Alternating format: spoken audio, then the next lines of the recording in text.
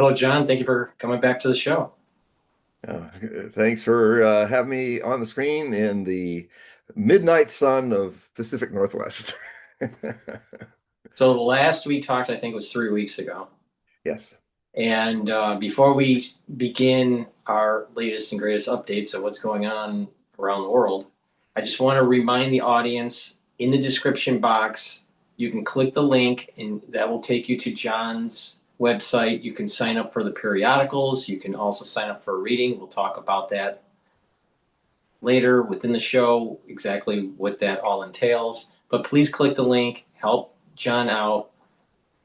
We do these videos for free for everybody, so please help support the channel. Also, please share the links and click the like button so we can grow the show. Greatly appreciate it. So, John, as I do the behind the scenes admin stuff, take it away. Yes. Well, I had a feeling there would be a lot of change and also a lot of standing still in the two fronts that are the primary fronts of this uh, conventional phase of World War III, which has been raging since February of 2022. So I contend. Of course, there are other fronts. There's Mali and Sudan and Africa, the kicking out of French colonialists in the Sahel region. Um, so these are smaller fronts, but the two main fronts, it's just like World War II, there were certain areas would just flare up and the other areas would calm down. There'd be long pauses and they'd flare up and calm down. It was only in the last few years that everything was seen to be going on at once. And here we are already in the fifth year of this conventional World War III. Um, and it doesn't look like it's going to end anytime soon. Although I just got the last subscribers, their copy of it. I started last night and started this just now to finish sending everybody out their stuff of my newest and unfortunately a second special emergency Hogue prophecy report. I was going to have this as the opening article in about 3 or 4 article report for the end of May into June, but now I think those articles are going to do better in June, latter half of June, when we get a clearer understanding of where a good jump point in the present is to start looking at future. That's what I often do in forecasting. I take my time to look what's happening, and I'm trying to then anchor on something in the present that is a point where I can really go off and talk about different things that can happen.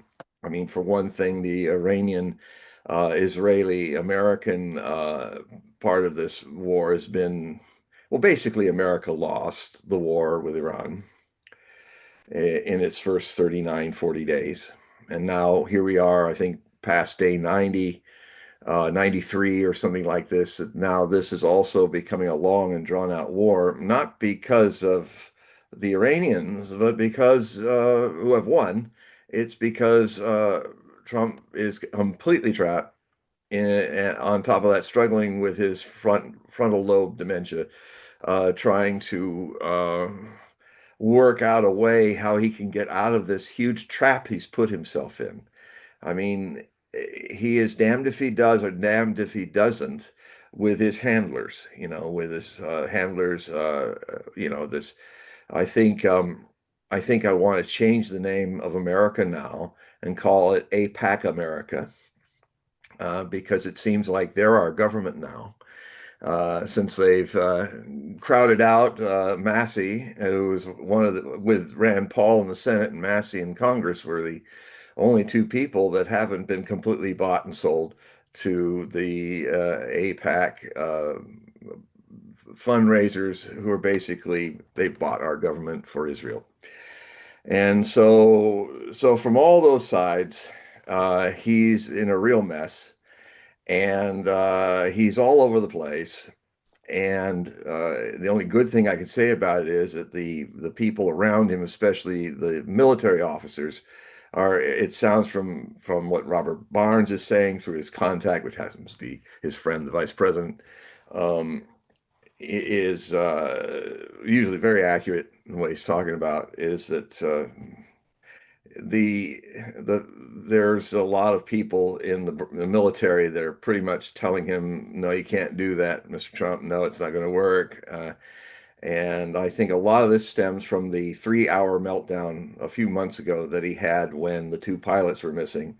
And he pushed his buttons in. Oh, it's going to be like hostages in Iran. I'm going to be like Jimmy Carter. You people are turning me into Jimmy Carter with the hostages. And he was literally freaking out so much that in the war room, as they were trying to control the situation, the officers and people, all the screens trying to see where they were, that finally Kane, General Kane of the Air Force, head of the Joint Chiefs of Staff, rose some cane. He raised some cane and literally pushed the president out of the room and locked it and said, "You've got to calm down. You know, you're not helping us sort this problem out with all your yelling and screaming." So in a way, there's a shift where rather than everybody being just blind yes men, some of the people in the cabinet are starting to kind of realize that they're managing a grandpa here, grandpa president, and sometimes they have to kind of put him in his place. And I think probably Kane has learned that even before front lobal dementia was overtaking Trump, he always had this kind of 8-year-old hero worship of anybody with stars on their shoulders and the fruit salad of medals. And so now he's getting more childish and childlike, I think they're kind of helping him with that by, sit down, have your coffee, sit down, and we'll come back to you. And but he's he it's he can't get out. He can't, and if he gets out from under the Israelis, Netanyahu will start another war and pull him back in. I mean, it's like Michael Corleone in Godfather 3 on steroids. It's like every time I try to get out of the business, they pull me back in again. And so, the mafia business, well, now it's Zionist mafia is doing this. The so-called ceasefire ceasefire in the Israeli terminology means you Lebanese people, you stop firing and we keep firing back, and just trying to do to Lebanon what happened to Gaza Strip. It's disgusting. It is really the even from the last 3 weeks, the level in which the world is turning away from Israel and seeing it as a pariah nation has just tripled in the last 3 weeks because of things that are happening. And actually, America and Israel are now being deemed by the rest of the world, the community of countries, as the number one and number two worst countries on the planet. And so even the United Nations had to announce that they had to put Israel on the list, this especially bad list where they use torture and sexual harassment, sexual abuse to as part of what happens to the people. And of course, the Ben Gvir photo op where all the people that were on a flotilla coming in were all forced into a stress position with hands behind their backs tied, and he's gloating over them. And I hear some of the women who have been freed also said they were sexually assaulted by the Israeli soldiers and guards. And it's just not a good look. And basically, um, what the country, the United States, the people of the United States turn away from. I mean, I can see a situation where AIPAC may be under pressure to be forced to identify itself as a foreign agent, because it is, and because the American people are starting getting angry about it. There's a lot brewing across the country because, it's like everything Donald Trump promised to the thinking MAGA people, there's always going to be the other 30% of MAGA who just go, He's Trump. He can do no wrong, you know. Oh, he shot somebody on Fifth Avenue. Oh, that's okay. We love him. Oh, he got us he lost majorly in a big war. Well, that's all in the Middle East. Well, okay. Stand by our man. Now he's lost all the more intelligent MAGA people like Tucker Carlson and others who actually were the reason why he got reelected because of their agency of that and their promotion of him. So, you know, it's going to be a mess, and it's going to be it's going to be a massacre politically in the midterm election for Mr. Trump and the Republican Party. I mean, some people are saying it may be one of those situations where a landslide happens. House and Senate are probably all going big time to the Democrats. But there are some thinkers and pundits out there who think, oh, this is going to be like last time this happened, you know, when a party really was taken out of the office. They were gone for like 10 years before they came back into power. Um, People seem to forget that didn't take 10 years didn't go by for the Democrats to come back in a surge from their big debacles earlier on after the end of Obama and Trump coming to rise and all of that. Um, the other thing is that I think we're all going to experience what people in Britain in their politics are going to experience, have already experienced for years. You know, when the version of the Republican Party in the parliamentary government of England was the Conservatives, and they literally imploded. And but then what replaced them was their version of the do nothing, who cares Democrats, you know, the Labor Party, who were just not, you know, they ended up making a mess of it too. So I could see, I think what's more possible in American politics is these mood swings that are only going to be a few years, not a few decades, because both sides are missing it. Now, an interesting thing is happening in England is in Britain. I keep saying England when it should be Britain, but frankly, I predicted it years ago, and I can see it coming maybe before we get even to the 2030s that Britain's going to start breaking up, and England's going to lose the Union Jack and become the Whitefield Red Cross of St. George again. It'll be England again.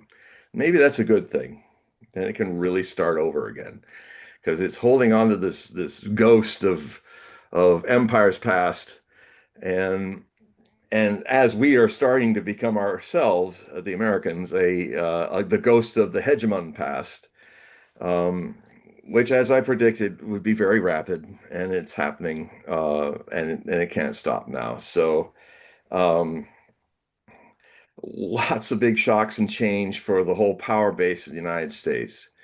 Its whole way of being since not only since World War II, but especially since it became a unipolar hegemon after the end of Cold War One, which is what most people call the Cold War. I call it Cold War One because it started in 1948 and it ended officially, as per George Sr., President, and Gorbachev. They officially ended the Cold War in December of 1989, even though a lot of pundits seem to put it in 92.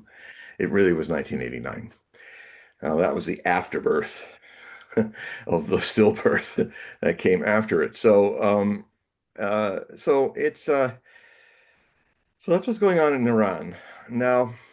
Um, the the subject of this is a rare time for me because I started this month and I'm ending this month with a single article, one article, a lot of illustrations and stuff and links, and another article dealing with a major development that I spoke on before back in May, just before.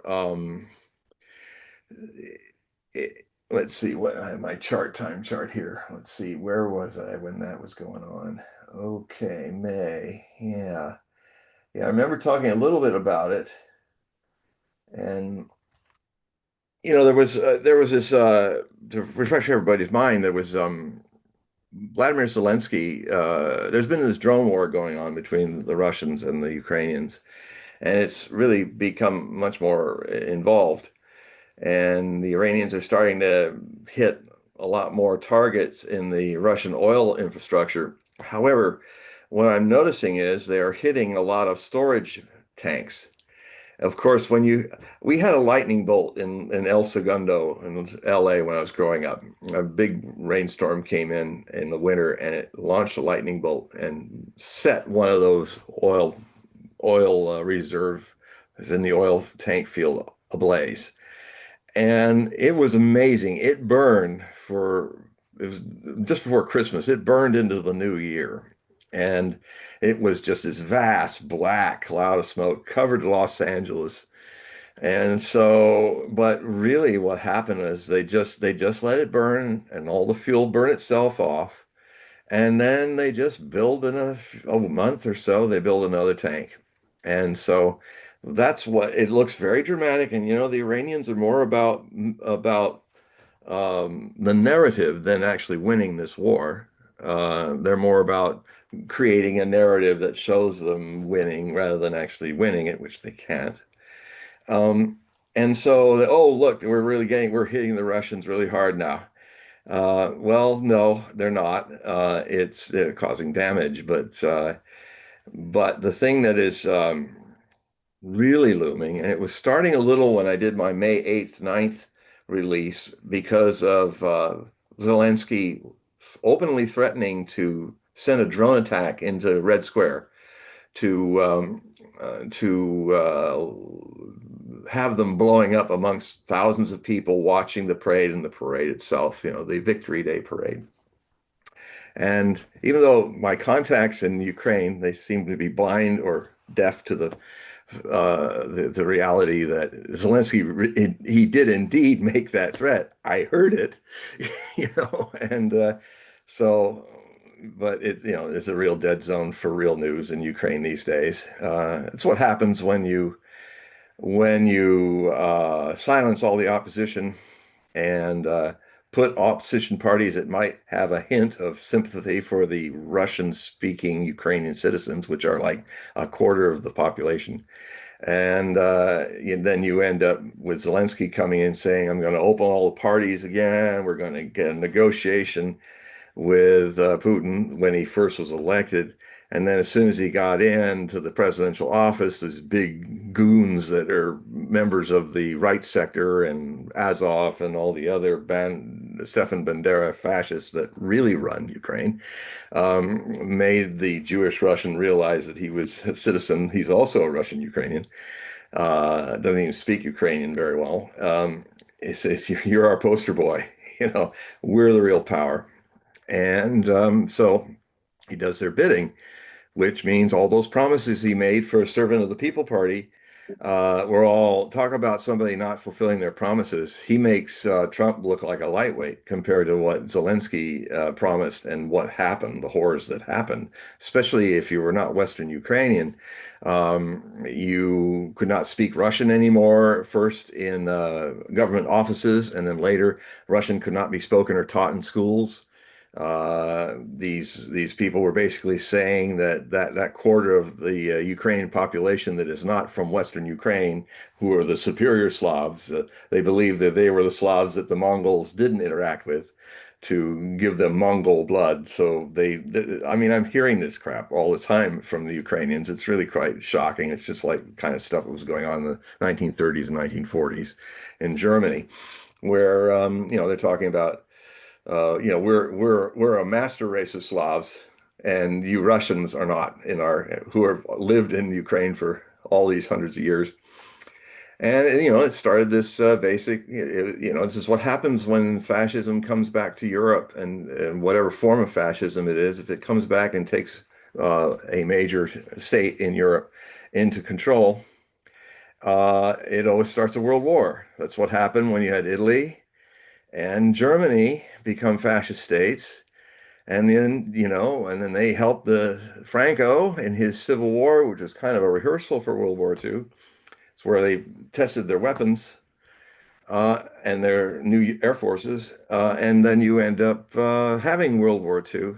And now we are again in a World War III because there are fascists running Ukraine. And unfortunately, the Russians are Well, an interesting thing is happening.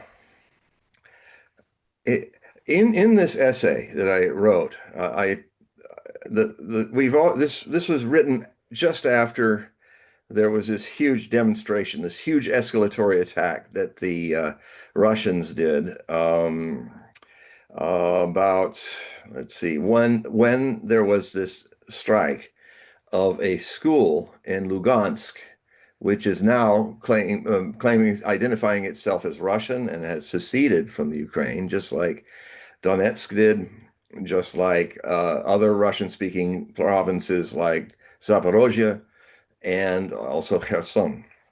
They have joined Crimea, which got out early when there was the Maidan coup. That I mean, I'll say it again because it's really it's important because you'll never hear this in the West. Vladimir Putin and the Russian diplomatic circles around him had actually negotiated with, I think, the French leader and the and other leaders, I think Germany and others, and also France and England, and they made an agreement because there were all these people demonstrating. It was one of the other color revolutions that America has done in Ukraine. After the orange one came the Maidan one, and so in the center of Kiev is this beautiful square where they literally camped in as winter came in and made barricades made of burning tires. It was quite a shot. And so these guys were living out there in the snow and the ice, and they were basically they started throwing Molotov cocktails at the guards and the policemen who were coming in. And the policemen were actually worse for wear than these people, so they were just there camped in, and they're not going to leave. And the problem was that they didn't. Dmitry Yanukovych was the president at that time. This is in 2013 into 2014. And this was the second time he tried to run as president, and this time he won. And his biggest problem was not so much that he was corrupt, like so many Ukrainian politicians are. You see, the situation that happened at the end of the first Cold War, the Soviet Union collapsed, and it collapsed into all kinds of corruption. Literally, there were people, oligarchs were like these mafia bosses, and they were just stripping the country and trying to sell it for the highest bidder. But then in 1999 came this little house elf toddling on beside the big drunken bear, President Yeltsin, who was suffering from last stages of alcohol disease and but Yeltsin was an interesting character. It's like a lot of characters from Dostoevsky, Dostoevsky and Russians, you might say, that they also have their good sides, their sides of bravery. And one of the bravest and insightful things this drunken president did was pick this little guy called Vladimir Vladimirovich Putin from St. Petersburg, former mayor of St. Petersburg. And so he leads out the little guy, and this guy is looking scared, and he's like, you can clearly see that and I later found out he told Yeltsin, he said, I'm not ready for this. I mean, everybody, you all think that Putin is some kind of dictator like Hitler who wants to, straight arm out there and go everywhere. The first thing he said when power was handed to him is, I'm not ready. I'm not ready. And he says, well, Yeltsin said, look, I have family members. My whole cabinet is a bunch of corrupt thieves, and they're going to destroy Russia in a few years. This country that has lasted for 1,000 years is not going to be with us anymore. I can't even trust my own family members, which I've also put in my government to do this right. So you're the one. Live with it. I've chosen you. You're the one. And of course, when I saw him, I thought, God, this guy's not going to, I don't know, this guy's going to be eaten alive. But a year later, he ran for prime minister and he won. And then he ran for president and he won. And in these winnings, he always would win by about, 60-40 or even a closer election.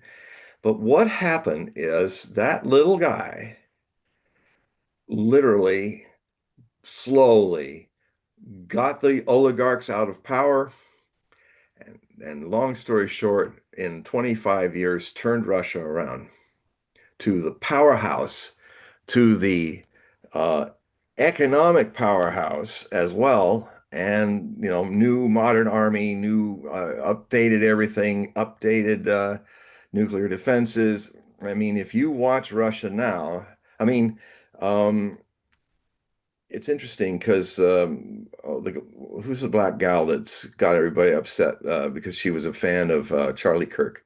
I can't think of her name right now. She's a famous blogger. Miss Um, Owens? yeah, Candace Owens is in Moscow right now. And she's saying stuff on X. She said, I never expected to see such a beautiful city. And she took some shots out of her hotel and stuff. And I mean, Moscow is very beautiful. It is no longer the crumbling edifice of a dead Soviet Union. Even I was shocked several years back when I saw this flying over Moscow shot of how beautiful it is. It is truly the capital of the world, and a new kind of world that's developing through the BRICS nations, um, which has got, of course, all the powers of the Eldon times being very concerned. But the thing that's important in this thread I'm following here is that Ukraine became also an independent state around 1991 when the Soviet Union ended, 91, 92. And let's get something straight about this wives' tale that's going out there. Ukrainians keep complaining is, hey, we gave all our nuclear weapons to the Russians. No. What happened was Russia, the new Russian Federation, was what one time the Soviet Union uh, consisted of a because it was the changeover from the Soviet Union into the Russian Federation. Even the Western and other people agreed that it had not only the responsibility of guarding what was left of the Russian nuclear defenses and its missiles, which it pulled back into what was still constituting the Russian Federation, which was smaller than lost a lot of the stands in Central Asia, and Kazakhstan was a big hunk that left and became their own independent nations, although now they're kind of in a kind of union or a security alliance, Shanghai Security Alliance, and so which actually works, unlike NATO. And so they basically those weapons went back to what the former Soviet Union and the new Russian Federation, where they belonged. And of course, what was left behind in conventional reality is unfortunately a great tragedy for Ukraine since 2014, when there was a civil war that broke out because of the fascists paid by the United States, chosen by Victoria Nuland and Barack Obama to create a provisional government, which in 2014, I'll get back to where Putin was coming in from one side, these European leaders from the other. In February of 2014, they actually resolved the problem and peacefully ended the Maidan Square with all the demonstrations happening. And what was arranged is Yanukovych was pressured to agree to run for new elections, and everybody in Ukraine could have another crack at the elections and finding what they wanted in this. And it was scheduled to happen either later in 2014 or in the following year. But if people wanted to do it in this year, it was all done. Vladimir Putin was responsible for that. Vladimir Putin was chiefly responsible for that, and Russia added 15 billion to the 15 billion that the European leaders put in as a slush fund to help Ukraine calm down and get ready for new elections. However, um, the who's who of fascism in Ukraine, which were the people being picked, basically one of those people, Dmitry Yarosh, who at the time was the leader of a militia, the most virulent fascist militia in Ukraine called Poratli Sector, which means right sector. They had the red and black flags. It's like the Ukrainian flag turned kind of possessed. Rather than having the beautiful yellow for the wheat and the other band of sky blue for the beautiful skies over the yellow expanses of wheat fields in Ukraine. It's actually a beautiful symbolism in a simple bicolor flag. These people turned it into a red sky and a black earth. And the idea is the red is the blood of the National Socialist Ukrainians, the Bandera fascists, that they have shed to uh, fertilize the black earth of Ukraine. So it's really a very different kind of thematics, but very Hitlerian. But anyway, so these guys, they got up on the roofs and they did a false flag. They got up, they had a bunch of snipers on all the roofs looking down at the stadium-like square of Maidan. And I've seen the footage, and I've seen the movies of what happened. These guys up there in their red and black stamped helmets, right sector, sniped everybody down that was still down in the barricades. They shot their own people, they were just shooting anybody that moved. They killed over 100 and wounded 200. And so, in the confusion of that, other right sector people attacked the presidential palace, and Yanukovych and his government had to flee the country.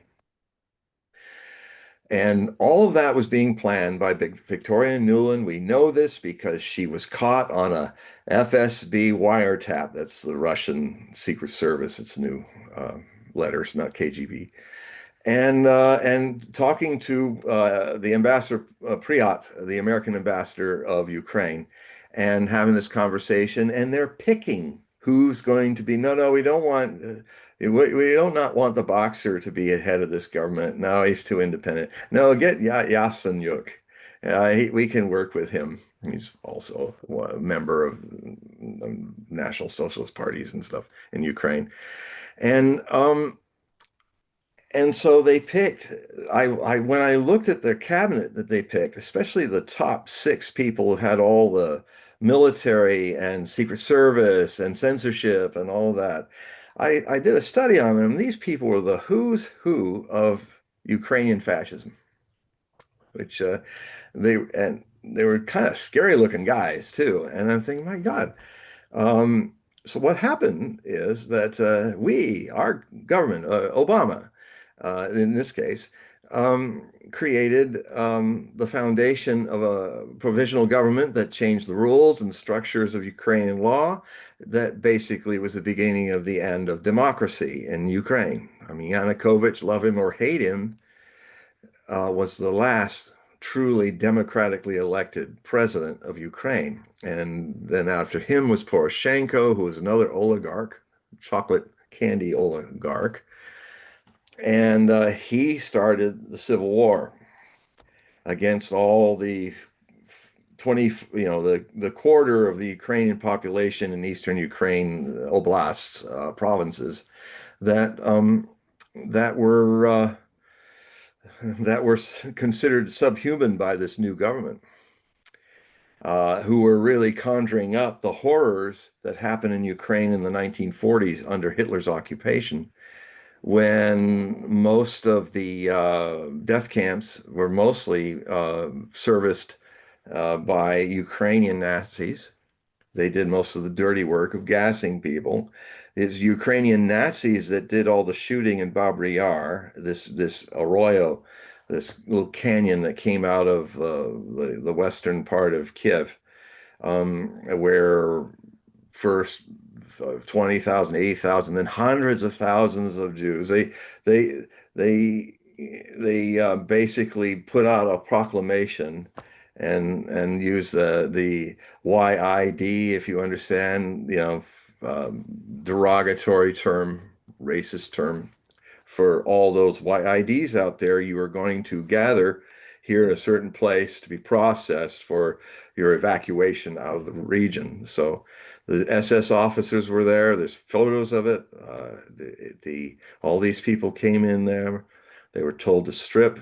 It was November, I think. It was getting cold. And one by one, they were laid out face down on the ground to get a bullet in the back of the head in their tens of thousands. And most of them were shot by Ukrainian auxiliary Nazis to the SS. Um, and so this is a real dark story of Ukraine. They really don't want anybody to hear about it, but it's there. And it's such a thing. You know what's even lost? I have a contact that I watch her do a lot of things, blogs.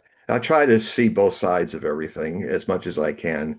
And she took what I saw is there's this new museum about the war, World War II and all. And what I noticed is that emphasis was completely more on the people who resisted the Soviet Union, who were these fascists, than it was, and it didn't seem like it honored the 7 million Ukrainians that fought against Hitler and died in the Great Patriotic War. It was like, so I was watching how history was being rewritten as she was kind of innocently, maybe naively walking through the place and seeing, oh, this is new, this is interesting, it's different. And I was looking at, no, this is what's called, oh, we're going to change the narrative. And we're actually going to be, rather than embracing our grandfathers and great grandfathers, Ukrainian fathers who fought and died to kick the fascists out of Ukraine, we're kind of ignoring them, and we're talking about the people who resisted the Soviet Union. And it it's sad because it's true what they say about war. The first casualty is always truth, fact. It goes down first. So there is a link in this new uh, release that I just released to my subscribers. I also released it for my Hogue Prophecy Free Bulletin people as well, but this is a little more expanded version than what I gave them because of my subscribers paying for it. What I looked back in the archives. I'm going to mention the name. If anybody wants to cut to the chase, if anybody's brave enough to actually look at what you're not being told here in the West either about what's been going on since 2014, that created the Russians coming in to fight for those states that were going to be ethnically cleansed, who are Russian speakers, that has led us all to this current war that's now in its fifth year, which is now about to make a major escalation, maybe tonight, maybe overnight from Monday into Tuesday, but it's coming. But I'll get to that in a moment. I talked about it before in the last emergency report, and I talked about it on this show. What had happened was, um, it's odd that a few days after the Red Square demonstration happened on the 9th, the Zelensky unleashed his drone attack that he was planning with 1,000 drones and onto Moscow. It only a few of them got through, and I've come to understand a certain thing that drone operators in Ukraine get points for whoever they kill or take out a truck or a tank or something like that. They get points, which means they get more, they get some swag, they get better equipment, they maybe get a little money. But what I'm noticing is I've been wondering why is whenever the Ukrainian, these kind of smaller than a Cessna size large drones are looking like planes, and they fly the 400 kilometers to Moscow from the northern Chernihiv, which is the northernmost province of Ukraine. Um, they the ones that survive the Russians shooting them down or hitting them with electromagnetic scramblers and stuff, they always look like the guy piloting it is always got an intention that if he can't get into town, he looks for the nearest high rise and with great intention goes right into an apartment. And of course, what you can see is you can see people in the apartment. And so these drone operators, if they can't get into central Moscow, they will look to see if there's people in an apartment and they will take them out. And they're rewarded for that. This is a war crime.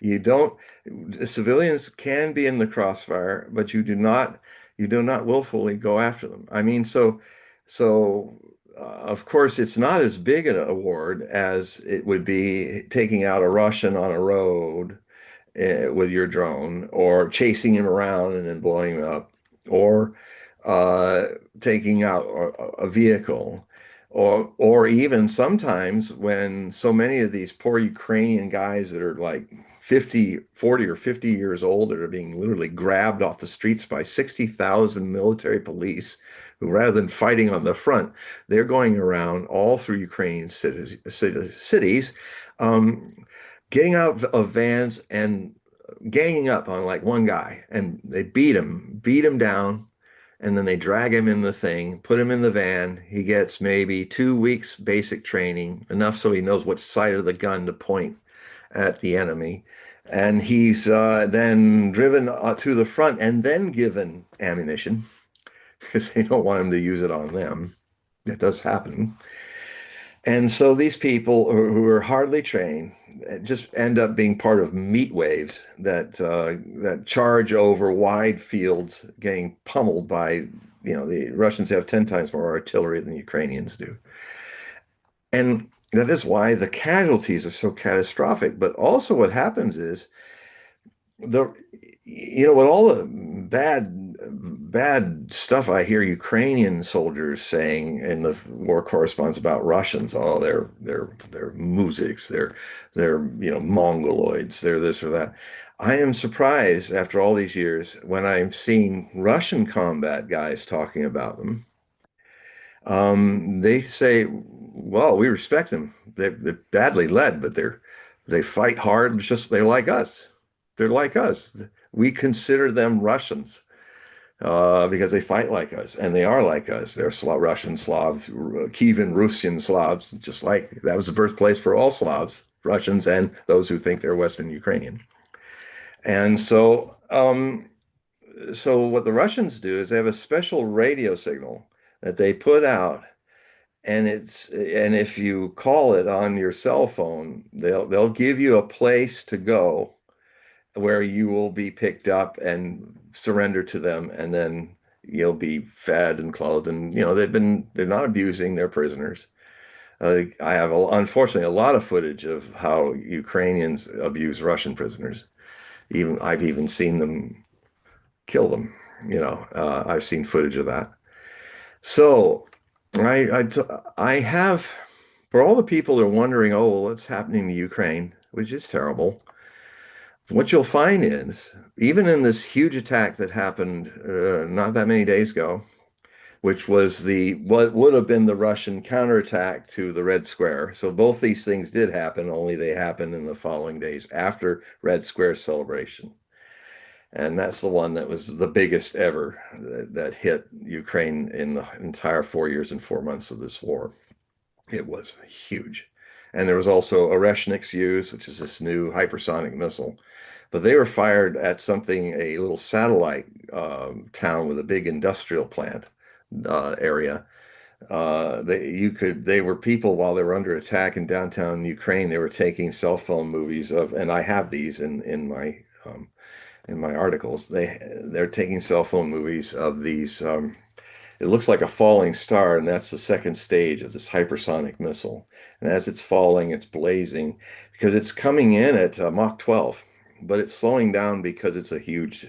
It's released. What it's released is six ranks, six ranks of these flame-like fingers coming in neat little rows.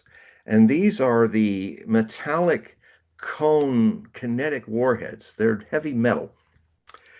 It's not explosive.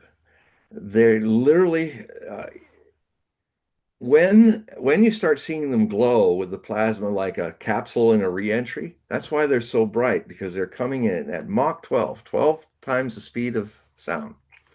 And so they're literally igniting the air with the friction as they're getting into the thick atmosphere. So I made an estimate. The thick atmosphere of Earth, where it's truly atmosphere you can breathe, is 62 miles, in thickness from when you get to that final layer to hitting the deck, hitting the Earth. These things were flying these six ranks and groupings of lines, and they call it Oreshnik because have you ever seen the flowers of a hazelnut? Because that means hazelnut. So some rather poetic guy in the Russian engineers realized that if you see hazelnuts, flowers, they're like ganglia, little yellow glowing ganglia.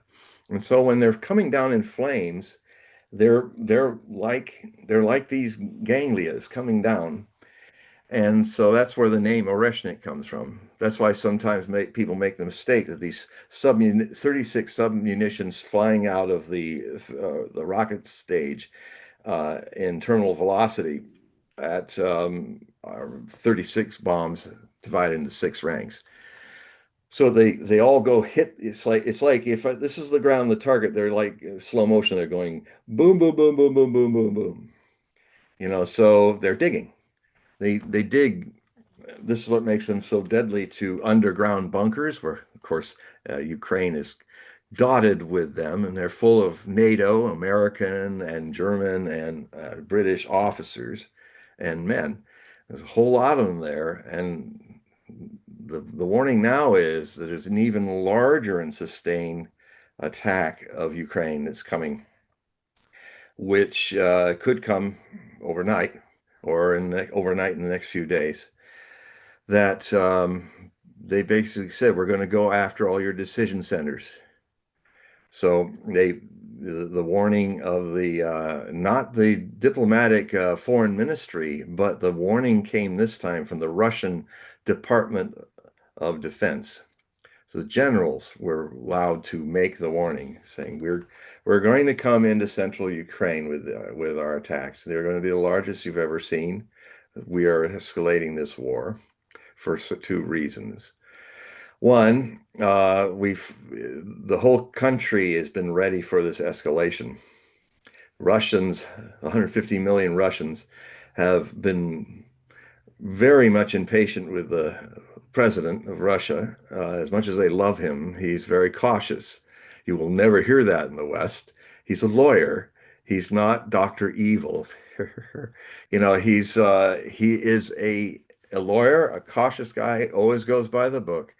He does not rule Russia with an iron fist. It is a presidential democracy, so a lot of power is given to the president, but it also has to go, these things that he does, he has to go to the Duma to get it approved. And he has to also deal with his Security Council, which are the people, the committee that he basically has to convince about his ideas. But if they don't go with it, he has to go with them. So, I mean, that's Russia's political reality. It's not Dr. Evil. Um, it's not cartoons. So in this essay, I wrote that rather than the Russians finally having had enough and collectively want, and this is because of this terrible thing that happened, the last of thousands of massacres I could cite since 2014. In fact, the link that I have in my thing, I really have a lot of warnings on it because it's extremely graphic. You're going to see war. You're going to see what Ukrainian fascists have been doing for 8 years in the civil war that was going on. Day and night bombing civilians in Russian cities, Ukrainian cities, their own citizens. But of course, they're not equal to them now. They're subhumans. Sort of like Goyim and the way Zionists and Goyim, when they look at people who are Arabs and Palestinians, they can do anything they like with them because they have no souls. Well, that kind of thinking is also very alive and well in Ukrainian Nazism. And um, so this one final attack, and it was clearly not, it was premeditated. They hit in Lugansk a school for girls, for teenage girls who want to grow up being teachers of children.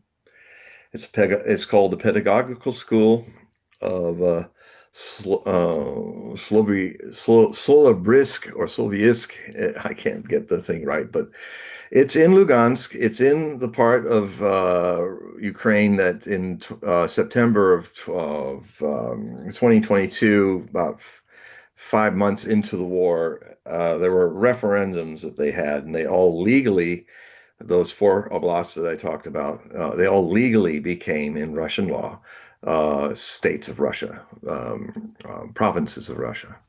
Lugansk, Donetsk, Zaporozhye, and Kherson, along with Crimea, which did it back in 2014. And so these Russian provinces, which had never been a part of Ukraine until they were dragged in there by Lenin, and kind of thrown into Ukraine. They had been for 300 years purely Russian provinces. Same with Crimea. And so anyway, they never got asked if they wanted to be a part of Ukraine, and even the Western Ukrainians themselves never asked them to be there. So when Ukraine wanted to become a nation, when it never has been a nation, I mean, Ukraina means hinterland or borderland. So, even the name is inferring borderland of what? Russia. Oh, you're the borderland of Russia. That means you're part of Russia. Yeah, it should have at least changed the name, because even in their own language, it means we're borderlanders. We have our own nation. Borderlanders of what? Oh, Russia. It's not quite working. So, what they did is in the middle of the night on the 21st of May, when all the girls were asleep, except some of them they launched three waves of 16 drones, suicide drones, high explosives. And some of the girls, when they had a moment, they turned on their phones and they were talking, like saying, I'm buried, I can't get out, and then they're destroyed. And so there were 21 girls and also some of their teachers that were killed and many other wounded. I have pictures of the block of the dormitory that was destroyed. Um, I don't know what it is about wars in this day and age, or this. You go strike Iran like Israel did and the United States on the 28th of February, and the first mass murder of is not Iranian soldiers, but 169 girls in an elementary school in Minab near Bandar Abbas on the Persian Gulf coast of Iran. And they came in with the U.S. Tomahawk drones, Tomahawk cruise missiles, and they hit one of the buildings. And the survivors then tried to go to the building where they all would do their 5 times a day their prayers. It's a Muslim school, and so they were then calling the parents to come take their children away from this terrible thing was happening, and they triple tapped them. It means where all the people, the firemen, everybody are coming, and then they made sure the second bunch of Tomahawk missiles took out a lot of those people.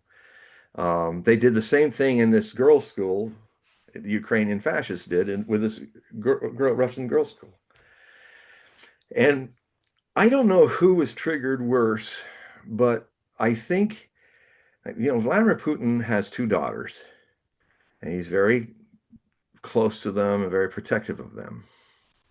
And I think finally, it wasn't the 150 million Russians that were suddenly now they want blood and they want to push hard. I mean, it's what happens with Russians. You can push them around, and you think, oh, they cross. They say you're crossing a red line, and we cross it, and they don't do anything, and so we cross some more. They look at their sanity and their restraint as weakness.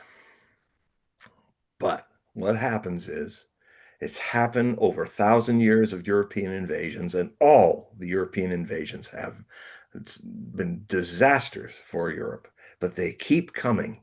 They're in this again to break up Russia.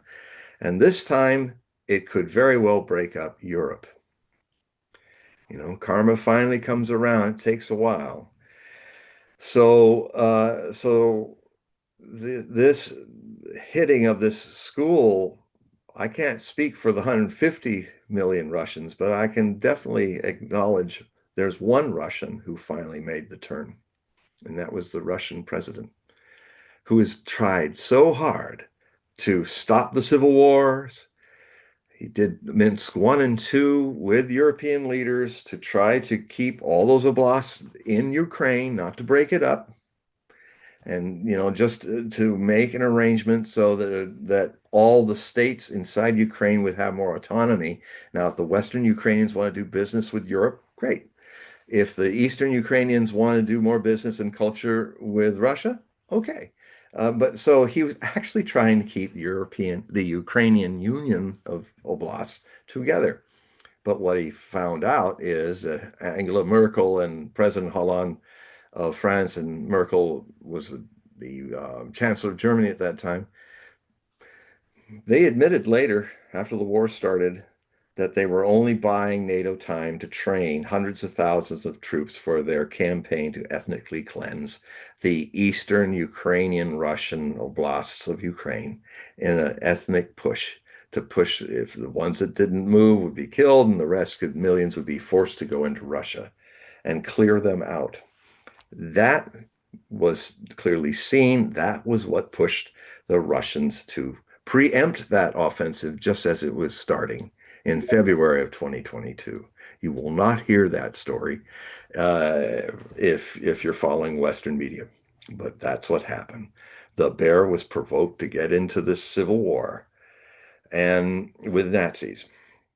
And when you've been in a country, Ukraine being a big part of that once, which lost 7 million of its people, of the 27 million people that were killed in World War II in the Soviet Union by Nazis, people in Russia usually, unless they're part of Russia that becomes its own nation, becomes run by Nazis, um, they it's too deep in the tragedy, the memory. They will not let this thing stand. I mean, one of the key things of the SMO, the Special Military Operation, that Russia has been doing since 2022 is an unusual operation because it's kind of a war with kid gloves on. They didn't go to total war. In total war, if they had gone to total war, all Ukraine cities would be in ruins like Nazi Germany. All of its infrastructure would have been destroyed. All of its electricity parts would be destroyed. What they did is they preserved all that. They tried not to destroy cities. And in fact, even with this attack that happened on the 24th of May, of all the ordnance that was hitting military targets, factories, drone manufacturing, assembling places, in which the Ukrainians sometimes put them into big malls. Uh, I've seen this all through the war that the Ukrainian government doesn't care about its people being human shields. They'll put the HIMAR launchers. They'll put them in right up against multi-story apartments, even when Ukrainians are yelling down at them, says, "What the hell are you doing here? If they target you, we're all dead." And so a lot of times when there were major civilian casualties in Ukraine, it was because their own Patriot missiles. You shoot those missiles, those U.S. missiles that hardly hit a dam of anything. They got to come down, and they're large missiles, and they come down into Kiev and take out a block. And then they blame it on the Russians. Oh, look, this is a Russian missile. It's clearly a Ukrainian bought U.S. missile. Um, so the attack on the 24th after midnight was remarkably violent. But since this is an SMO, guess how many people were killed? I mean, no life lost is worth it, but only 6, because the Russians were not targeting civilians. They are waiting a long time now for now a because of the school attack. Now, uh, there's two things that are developing.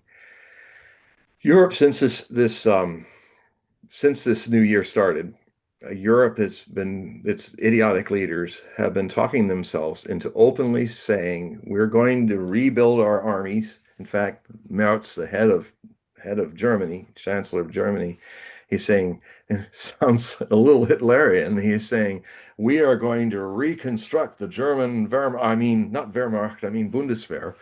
And we're going to make again, the largest army that Europe has ever seen. And you know that there's laws where Germany can't do that according to the surrender terms of World War II. He should be arrested by the United Nations because this is going. Germany's never supposed to have an army again like that because of Hitler. Yeah, and the demilitarization of Germany happened. That's the same thing that the Russians are going to do to the Ukrainian Nazis: demilitarize them, denazify them. Um, just like what happened at the end of the war. But rather than that, what's happening is you got France, you've got Germany, and you've got Britain. Two of those are nuclear powers, each with a roughly 300 nukes apiece, Britain and France. They're now openly with the EU and Kaya Kallas from Latvia, where people are insanely hating Russians there, including 1/4 of their population, which is Russian in the Baltic states. And they're all persecuted for decades since the end of the Cold War. Now, there's another thing happening where they're basically told if you don't speak Latvian, we will take your jobs away and do all of that. And so they go around to some old retirees and say, if you can't speak Latvian or Lithuanian or Estonian, you lose your citizenship. So there's been a law that's just been passed by the Russian Duma, the parliament, which says we are now declaring, because Russia is not just a country, it's a kind of civilization. This is very old, since Kiev was the birthplace of it, the current capital of Ukraine, that now there's a rule because so many Russians ended up at the end of the Soviet Union living in other countries that now there's a new rule that if the government of those other countries start persecuting Russians, the mother Russia will attack the people persecuting Russians, and is directly directed to Ukraine as well.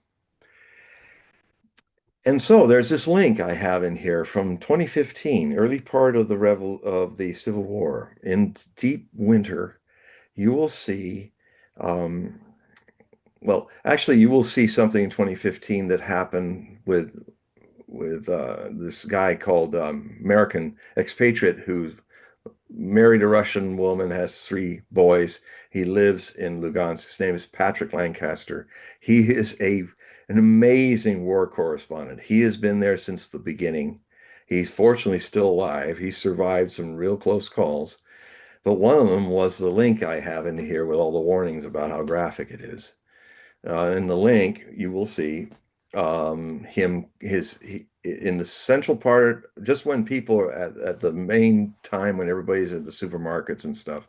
Ukraine did what it often did. It launched a Toshka-U ballistic short-range missile, um, which unleashed cluster bombs all across the main square and the adjacent seats of the center of Donbass.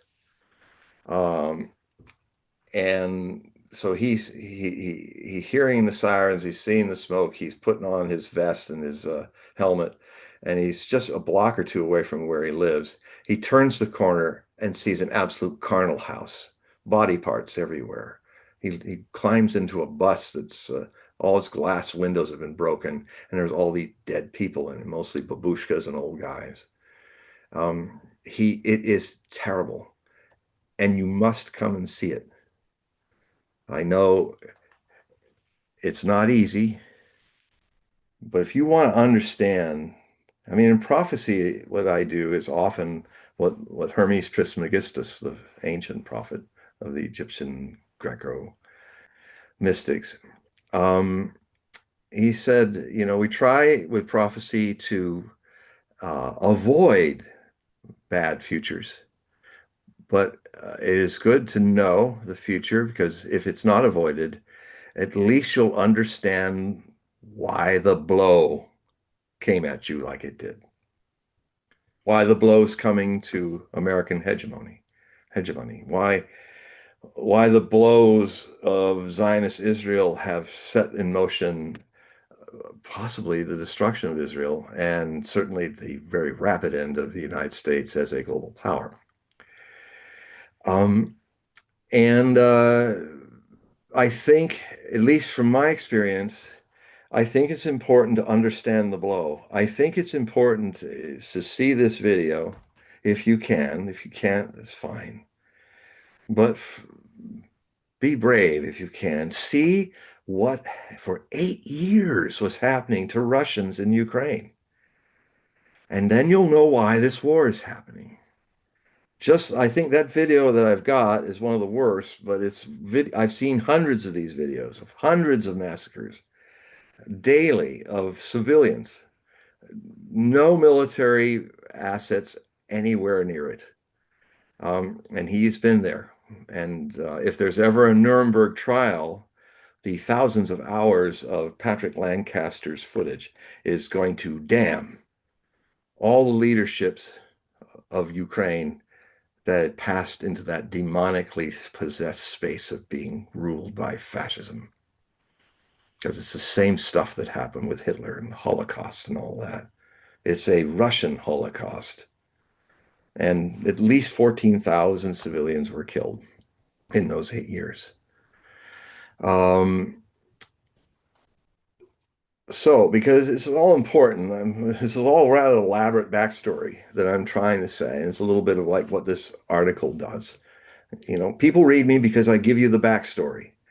I want you to understand the blows that have happened and the blows that are coming so that you know the backstory, that you do that rare thing now in this information age that should actually have it happen all the time, that you get to see the other guy. And for a while, through your cell phone and your laptop, you get to be in their shoes. You get to have that compassion to know if you have an enemy, it's good to get into their shoes to see how they are, why they got to where they are. Because someday you might go down the same dark hole in your own life if you follow a life of denying what's going on around you that impacts your life and your nation's life and the world's existence. So anyway, that's there. And Putin has the worm has turned with Putin. He is finally, if anybody has been trying more not to start these wars, it's Vladimir Putin. But you would think that he was the back story to all of them, that he was eagerly wanting to conquer Europe. They don't want to do anything with Europe anymore, Russia. But Europe can't let them go. They still want another try. All these people in Europe are leading Europe and saying, we're going to prepare to go to war with Russia by the year 2030. You got leaders in the EU saying it. You've got NATO European leaders saying it openly. Now, this is so childish because what makes you think the Russians going to sit back and let you prepare that military invasion and attack of Russia by 2030? They're going to hit you now when you have no armies because you gave all those weapons to the Ukrainians, and along with about 1 million of them, they are now all rusted hulks across Ukrainian Russian battlefields in this war. You gave them all your missiles.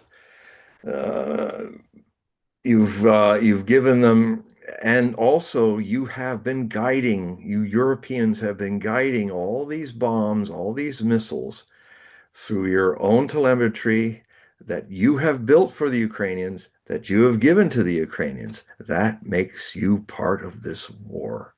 And what is going to happen and what's any day now, there's going to be a demonstration that it might take out the center of Ukraine, its government buildings, and all of its underground bunkers where lots of NATO officers are going to die in these places because it's been going on. They've tried to keep it under taps, but it's not going to. I mean, Ukraine, Europe has been in this war since 2022.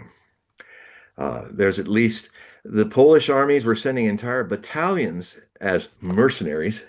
It's an odd thing to see 800 guys as mercenaries in a battalion, and what they were trying to get combat experience. At least 7,000 Poles, at least a few thousand Americans, and a lot of top brass too, have died in this war, um, trying to pretend to be Ukrainian mercenaries. And so, what will happen next is a potential escalation.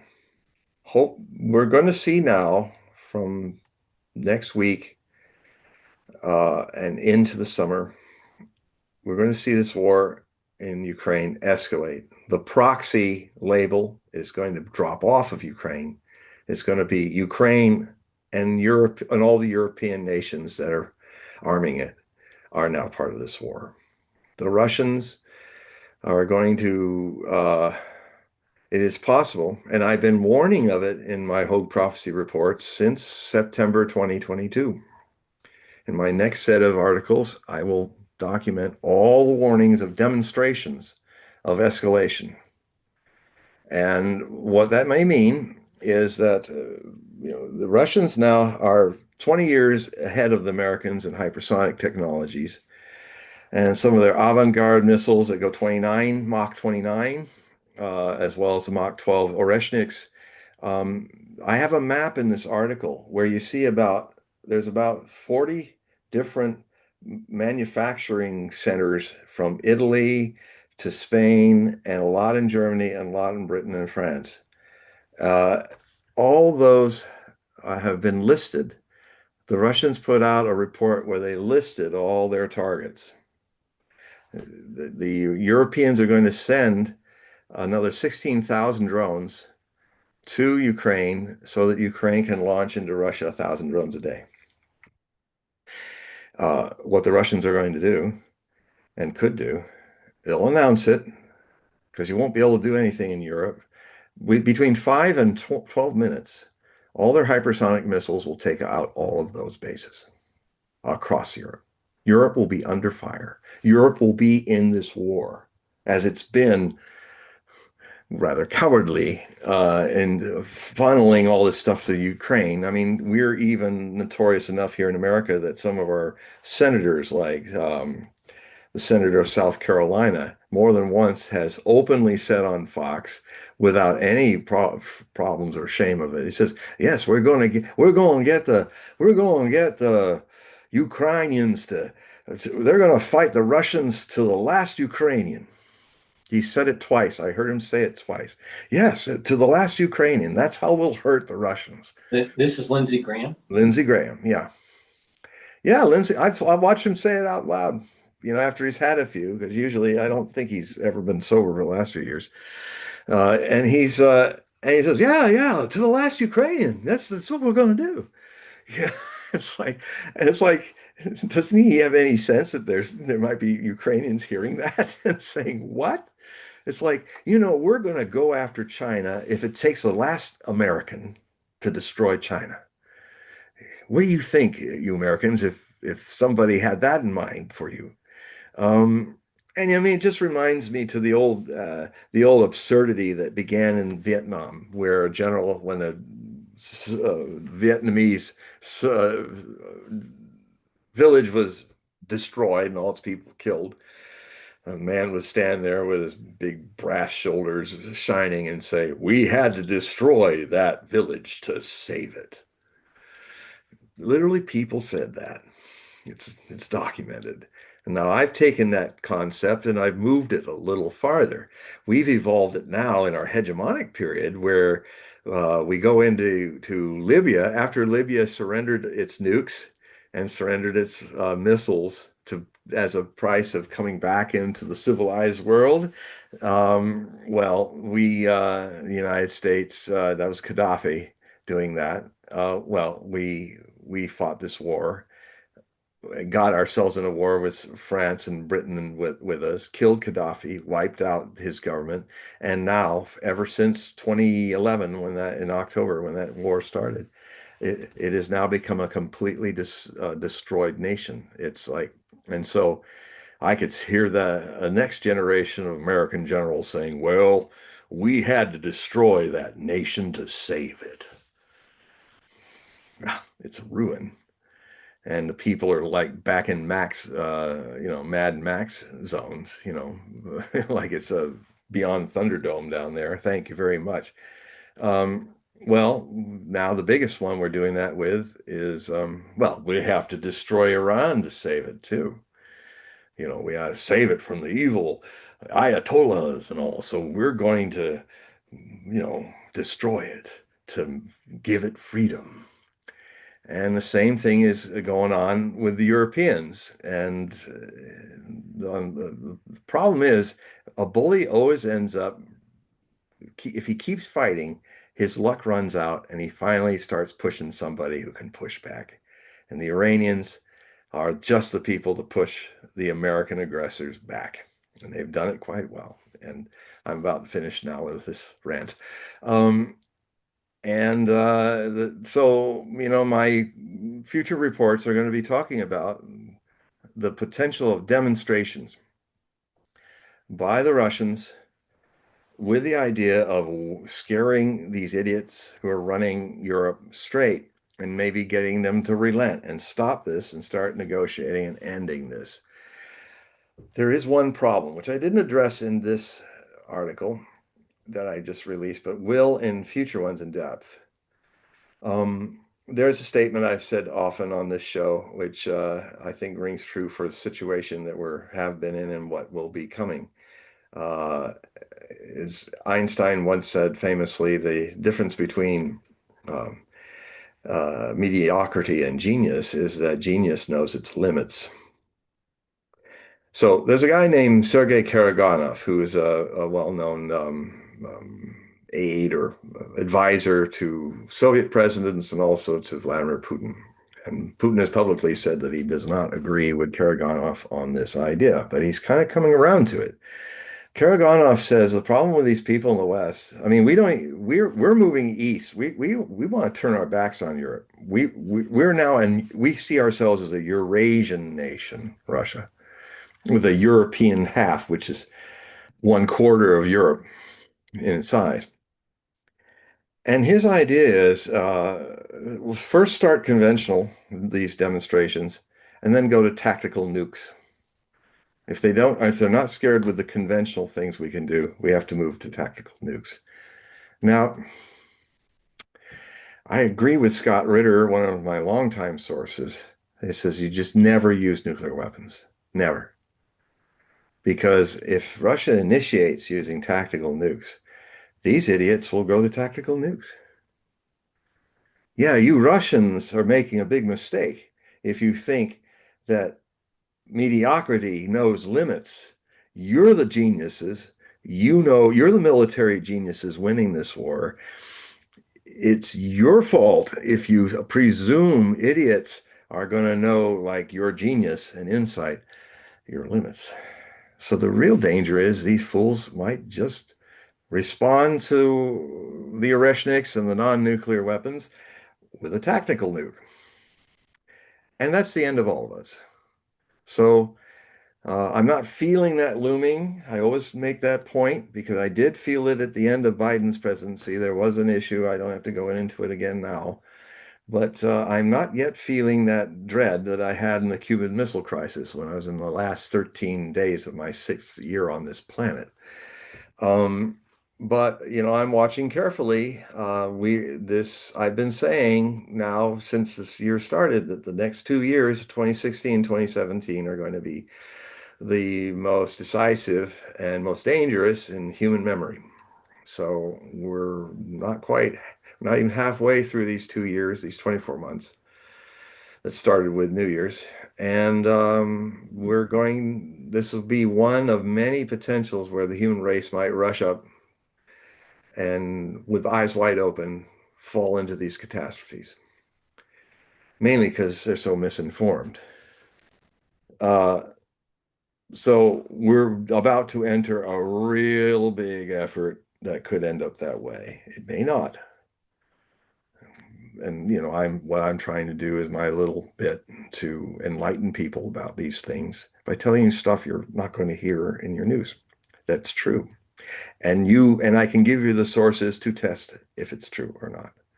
You shouldn't just blindly believe me any more than you want to blindly believe Zelensky or Putin or anybody else or Fox or CNN. Don't be sheep. You're human beings, thinking, reasoning human beings who love. Don't be instinctive animals. So, you have some questions? Don has the mic. So Don, unmute. Okay. Thanks, John, for that information. Can I ask you also some questions about because you were talking about Ukraine with Shokin. With Poroshenko, he's on the phone call with Biden, and Biden's trying to shut Shokin down because he's investigating Burisma. What is your I guess take on that interaction? Well, it's an outcome. Thanks, Don. It's an outcome of something I kind of got lost in my thread, but I'll bring it back in now. Is that Russia was just as corrupt as Ukraine was at the end of the Cold War. The problem for Ukraine is the blessing for Russia is Putin ended most of the corruption. The problem with the leadership that took Ukraine into this experiment of being a country is the corruption just got worse. Ukraine, when it became a nation officially in 1991, had a population the size of France and an economy potential the size of France. Pretty major. I think like 45 million people. It was actually the size of France, pretty much. And what then happened was the oligarchs, they weren't overthrown like they were by Putin in Russia. They got stronger. And they have been slowly selling off the country, making money off of it until Ukraine is deficient in so many ways. And the people are, I mean, even the officer corps are literally labeling people missing on the battlefield when they know they're dead so they can pocket the money that goes to their families and get rich off of it. Because a lot of people are dying on the Ukrainian side, a lot more on the Russian side. And it's a real sad thing because they're brave, just as brave as any Russian, but just terribly led. So to kind of cut to the core, Don, about this issue of Poroshenko, it's just another, and especially in his interactions. I wrote an article actually about that when Biden later, after he was president, openly admitted his nepotism in front of a bunch of people. I think we're talking about that incident, because Biden was part of the corruption. Biden just loved Ukraine. He was the viceroy. Obama's our viceroy for this new fascistly established Ukraine, and he even got made sure that Hunter Biden got a nice job in Burisma, which is, for people who don't know, the one of the well, it's like Gazprom in Russia. It's like the main people that do natural gas piping and sending in Ukraine. and he was getting, I think, $25,000 a day or a week or something for just being there. Why, he had no experience at all in business or stuff, but if you're the son of the president of the United States, this sounds like how Ukraine really does business, through corruption. And I actually did an article back when all that was happening for the Hogue Prophecy Report, where I mean, there are people in Ukraine who, in the government even, who are trying to fight corruption. Very brave, very lonely people. And this guy who was Poroshenko's investigator of corruption, he was really finding the goods on Hunter Biden and the corruption. And then the story goes that Biden was, in a few hours, was going to get in his jet and go back to Washington. And he said, well, okay, I don't like this guy. This is a real mean guy that's going after my kid and going after Burisma. And I'm going to tell you right now, that $1 billion I said you're going to get? I'm not going to give it to you. He said this right to Poroshenko's face. He says, but you promised. He says, no, you're not going to get it. You're going to get it if you fire that guy who's going after my son in Burisma. You got an hour to choose. I'm getting on the plane. So what happened is Poroshenko calls up that lonely anti-corruption guy and says, look, it's for the sake of your country. We need that $1 billion. Of course, he probably needed to gouge a lot for himself. We need that $1 billion. So you gotta take a fall for the country. I'm gonna have to officially fire you. And so that's kind of what happened. I had all the evidence. I had his report. I translated in English, and it's there in my archive somewhere. And I could tell you stories. John, just to bring it to relevancy, because I think Paul asked you, you were talking about Candace Owen. She just interviewed Hunter Biden, and now she's going to Russia. So I find it interesting because I thought she was very soft on Hunter Biden. So it's interesting to see what exactly is behind the timing of this, because there was no difficult questions asked about his involvement, Burisma, Metabiota, of course, with I believe his involvement with some of the bioweapons programs that was developing in Ukraine. So this seems to me like Ukraine just was this rogue state in which these old bioweapons lab, perhaps some human trafficking. There just seems to be a nexus for criminal activities. Oh, it's absolutely.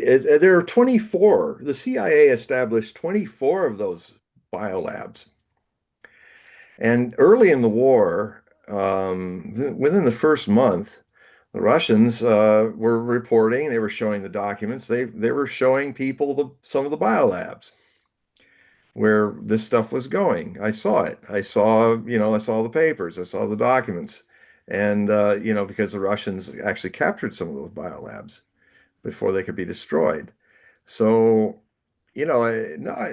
Ukraine is the most corrupt country in Europe and may very well be the most corrupt country in the world. At some point, somebody argued and defended that Ukraine was not as corrupt as some Central African country, and the people in that Central African country said, "Don't compare us to Ukraine. That's how bad it is." So go ahead. Because I appreciate your take on this, because I would just question whether or not I just was at a party the other day, and nobody has an understanding of Ukraine. It's just, so your take on it, if I were to bring up your position, which I agree with, I just think people give me the blank stare. And my question is, the other interesting thing that I thought was being reported, of course, the Russians were presenting the biological weapons to the UN, and they were showing the connection to Hunter Biden, Metabiota, and so forth. The Avestal plant is interesting to me, because it was my understanding that was one of the first things that sort of the Russians targeted. as It an was. area to explore because of what was underneath the plant. And I imagine because the construction of that facility, it would allow for underground coverage for all types of activities. Here's the thing, just to interject here. It's a common thing when you look at all the Kuchevska high-rise apartments. They're all kind of look the same. It's from the Soviet period. And they built those things to withstand nuclear bombs. And Avestal, I wasn't there, but I've seen reporters that went all through the labyrinth and multi-stages deep into the earth. It was a profoundly like 8 floors down. And Azov, what was left of the Azov brigade, which was terrorizing Mariupol for all those 8 years, when the Russians, it was the first major city that the Russians and the Russian Donetsk troops got into and fought there. And one side thing happened to that is I just heard that sounds interesting is the whole concept of the Oreshnik being born as a penetrator was first considered because the Russians were sending their bombers over. I saw when Patrick Lancaster was actually filming them dropping their Buster bunker, these huge bombs to try to get all the Azov people inside all the underground network of Azovstal. This is a huge ironworks um, that's next to Mariupol. Was during the Soviet times. And my 6 degrees of separation, that's where our iron ore, the pig iron for our facility we buy from was from the Azovstal site. So it created a huge supply chain disruption to the iron industry here in the United States. Yeah, it's no, I mean that's why the Ukrainian Nazis wanted to clean out all those subhuman Russians from Donbass and Donetsk because that was the industrial base of Ukraine, heavy industries. There's coal mines and gas and salt mines all through that area in Donbass region, which is Donetsk and Lugansk. And I don't know how many times I heard these people being interviewed by Patrick Lancaster. He speaks fluent Russian, so I was watching the subtitles, and they'd be in the middle of the Battle of Azovstal and the Battle of Mariupol. It was like Stalingrad, except there were a whole lot of dead civilians. Most of them that were emerging from the basements because the basements were also bomb-proof in those apartment buildings. And when they'd come out, the Azov people pick them off. Men, women, grannies. I saw it. And I think the worst thing I saw was when he was going with a guide, Russian soldier officer, and him were going into an abandoned Azov basement where they had their main headquarters in one part of Mariupol. And then they come across this.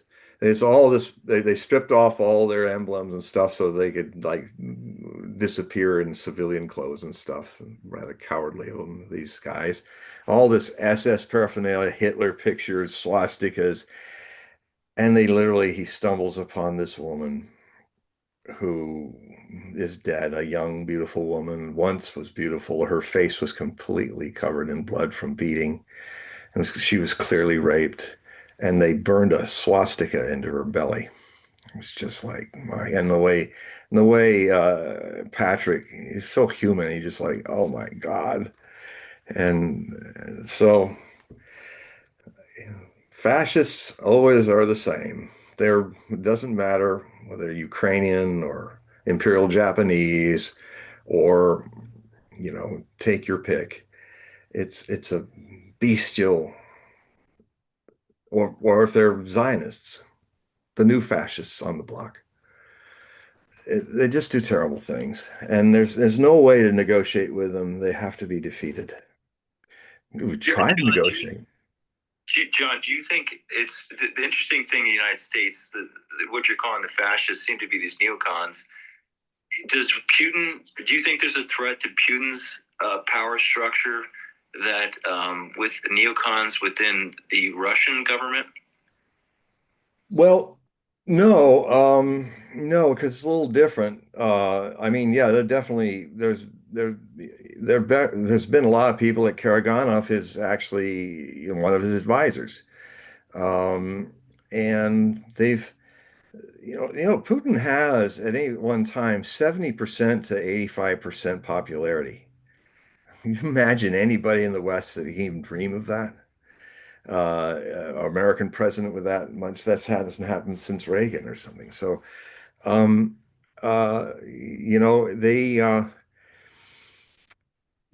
the man that got them out of hell, got them out of being another Ukraine, corrupt to the core. So people have memories in Russia. People are historically literate about not only you talk to a Russian, he knows your history a lot better than we know ours. It's pretty remarkable. So anyway, I say that because we mentioned Lindsey Graham, because he was calling for the open assassination, which is insane from a American diplomat calling for the assassination of an elected leader. That went really without any type of criticism. yeah. Well, because everybody's drunk the same Kool-Aid as Lindsay. Of course, he has had a little more alcohol in it, but the the and I love to drink too. But you can get too much with it, Um, so anyway, the um, the this I talk a lot about this in this new article that you know people love Putin, but they people are openly critical when they've always Putin has always been unlike how he's been sold by the United States press and the English press and all that. The peacemaker, the one that you want there, is not Medvedev and not the other people. He has balanced that. He's the moderate in his government, and they respect him. And as far as anybody, this is another important milestone because you talked about how Graham was saying somebody should shoot him. I've heard that so much on Fox. You got General Unkind and some of those people, some of those old degenerate guys should go retire. Um, they're talking like it's World War II. Actually, a lot of our thinking military hasn't adapted to the 80 years of change that's happened in the world. But the thing is, there was a thing that happened at the end of last year, which was the first big step for Putin turning around and pulling the gloves off. He was in Valdai, we think. He was in Valdai in his residence there outside of Novgorod. It's near St. Petersburg, so far north Russia. And he loves to go there, especially in the winter to cool down. And this place has one of the major strategic bunkers that if he's there and World War III starts, he can fight it from there. So he's on the phone with Donald Trump, and it's the whole, you got the two realtors, who have no sense of diplomacy at all. This is not a real estate deal. They're the Witless and Kushner. Kushner, yes, Kushner. Anyway, I'll move on from that. The He's on the phone and they're debating stuff with the Iranians. This is before they did the thing. Anyway, they're doing one of the negotiations, and then Trump's on the phone with Putin and says, "Okay, stay where you are, stay by the phone." Because I'll be able to update you in a couple hours what's happening in Oman, where they were negotiating with the Iranians. So, around the time he said that, and over the next 2 hours, hundreds of drones came out of northern Ukraine, flying over Russia 500 kilometers, all aimed at Valdai. And most of them were shot down. A lot of them got right up to it and were shot down. And what the Russians did is they picked up all the shot down drones. They took them back in the defense ministry and they had recovered all the main computer brain chips of them, the ones that weren't destroyed. And what they did is they opened those chips up and produced all the information to show that this was a US job, just using Ukrainians to launch them. Guided by US satellites, guided by US guys in bunkers somewhere to assassinate Vladimir Putin. Not just assassinate him, but they would be attacking a nuclear installation command center, which they should well know that in the Russian nuclear doctrine, if you do that, if you're attacking the command centers, Russia will launch everything at you. People in this country and people in the West have forgotten what nuclear war can do. The people are running the country. The people understand that. But the people that are running their countries into the ground have lost their connection. And I can understand why Karaganov says we got to blow one off to make them remember what a terrible thing this is, and not go further and resolve these things. Otherwise, we're all dead in a very horrible way. The end of our civilization. The northern hemisphere turned into a cinder. Can I ask you another question? Okay. Especially with Paul here, what is your understanding of the biological weapons development? Are we at a point where it's Pandora's box, where once it's this you can't put it back in the box. It's out there and it's moving. And in the case, if you're looking at it as a strategic weapon, you're going to have to develop soldiers that have some type of sort of synthetic biology in which you can do updates to this sort of directed evolution of the biological weapons development in these sort of AI systems. Do you see how this ends or how this continues? Well, what do you see happening here? Because to me, it seems the biological weapons is the main thing we should be talking about, but the nuclear weapons and tactical nukes seem to be more kinetic, therefore more exciting, but it's the biological weapons that concern me. No, it worries me to hear you say that about nuclear weapons, because that shows also some of the disconnect that people are having because of people not being reminded. No, biologicals are certainly bad, but we're talking about maybe I have to do some articles where I show people what exactly the unthinkable looks like. And no, the nuclear, they're not just kinetic, they're radioactive. They, what will happen, maybe 500 maybe 500 million people will die from the blast effects of nuclear detonations in a full-scale nuclear war, but most of the people will die from the radiation. And it's a horrible way to die. And it's funny, when in 1980s, I was in the Oregon Commune then, and actually one of those years, Osho had predicted that there was going to be a nuclear war in 1983. There was a danger.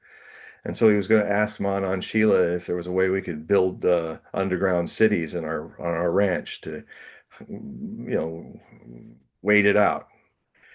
And it was quite a thing because this is the moment that I really changed my life, when somebody from the sign department, I was the guy who would dig the holes and put the signs up, came up to me. Oh, Osho made this interesting talk about stuff and nuclear war potentials and all that. And I looked down the hole and remembered that I had the one book left from my 2,500 book library that I sold off. I remembered that I kept the Nostradamus book by Erica Cheatham. I never knew why. I thought I was going to toss it, but I said, I'll keep it. I don't know. It's the only one I kept. And then I went home after that day and I started looking in the prophecies, and that was the beginning of everything that's happened since. 53 books later and thousands of articles in 22 languages.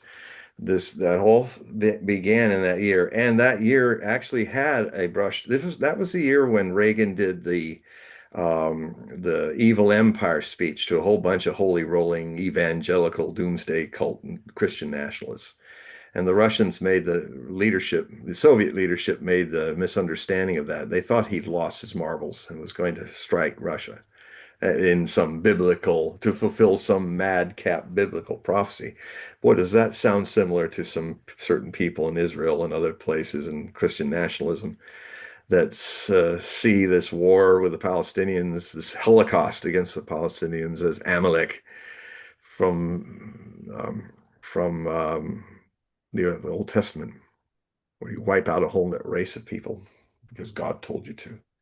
And so the thing is that I'm saying that we dodged the bullet because the Russians were ready to first strike on us from Reagan's speech. But fortunately, Gorbachev, who was the protege of Andropov, who was the one of the final aged premiers of Soviet Union, and they're all dying one after the other. He told Andropov, he said, "I think he was just talking. He's an actor. He was talking to the audience what they wanted to hear." And so the Russians didn't strike us. And later that year, when a SAS Korean airliner got off track and started flying over Sakhalin, Soviet territory, it was shot down by a MiG-29. And that almost started World War III. So, so there's a lot of um, the big danger to get back to the biology weapons are bad. In fact, what's even worse, what's even more potentially equivalent to is what stupid stuff that created the gain of function, the coronavirus. All those guys in North Carolina labs who also went down into China and Wuhan to work with the Wuhan labs because they had all the bats not far from Wuhan, which were great objects for doing gain of function stuff with the coronavirus. And you wonder, why the ticks that are totally infesting upper Midwest, Wisconsin and stuff, it's called Lyme disease. It's because there was a lab in Lyme, Connecticut, that I think they were doing gain of function on the blood ticks, and they made a very powerful new one, and now it's all spread all over the place with a very harsh gain of function. So any act of gain of function should be banned because it will get out. You know that as many as 10 million people died from the cure for the coronavirus. It's coming out. That's as many. That means this virus, which was artificially strengthened by us with cures that had the audacity to think that we can shut off your own natural immune system and put our own one in there. Um, that means we killed the same amount of people that World War I killed in the trenches across the world. And the numbers are continuing to grow. Yes, and then there's the turbo cancers. Right. There's also the other thing is how many tens of millions more are going to have shortened lifespans because of this. So, I wrote a book that's still not published because I wrote it in 2020 when I was having all these insights that science later backed up, looking at Nostradamus's plague prophecies. And I haven't published it yet. I thought I'd get to, but we're in such a witch hunting world right now, which is, as Osho used to say, my master said, the greater plague is not the plague that kills people, it's the plague of fear that overtakes the world and hysteria. And I don't know if I publish that book on Amazon, they might ban all my books. So I'm going to publish it through my own website. and people can read it from there and get hard copies from it from there, because it's still, it would be stupid to have the whole door shut on me just because of someone else's hysteria. But I'm still going to get out there, and hopefully you And all. John and Paul, ask me both you guys. Do you see this idea of this direct evolution that's happening in silico? And I call it like what's happening, this digitization. Looking at tokenization of the assets. We're creating this metaverse, sort of an abstraction of the natural world. And the same thing is, it gives an excuse to move into synthetic biology. Right. And so therefore people like Sun Sheng, who essentially was a billionaire who had access to alert the public, but basically is now saying, well, I didn't agree with the rollout of this experimental genetic therapy, but now that it's out, it's creating these turbo cancers, which he's seeing in young children. Now he has a prescription essentially to help. Is it pushing us?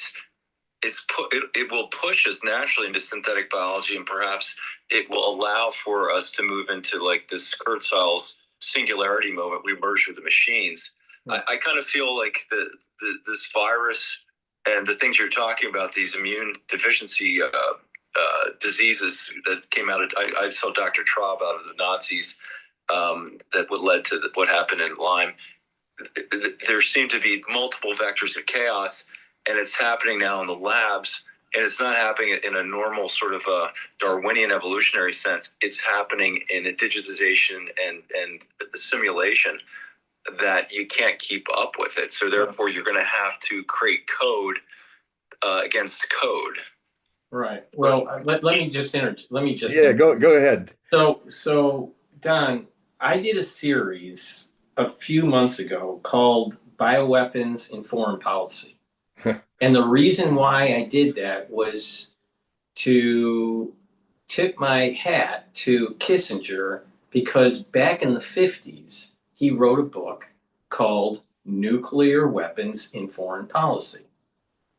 And going to the question you originally made about nuclear weapons versus biological warfare, the kinetic event of nuclear weapons and the long effects of radiation increases the probability that there will be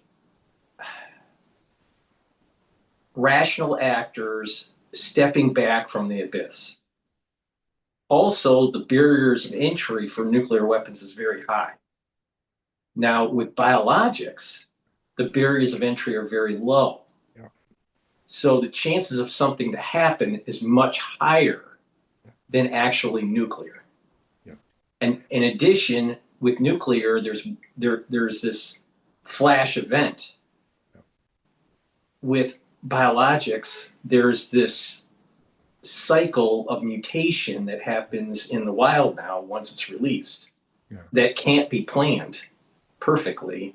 And there can be some sort of negative externality that takes place because of it. Yeah. Now, I highly recommend people that are listening to this show to go to my different channels. I have 8 different channels out there.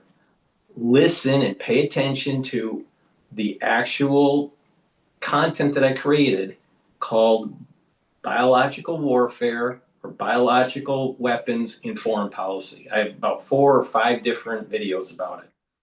But it goes into detail about why it's happening and how the military-industrial complex is going to benefit from it, because it's building an annuity.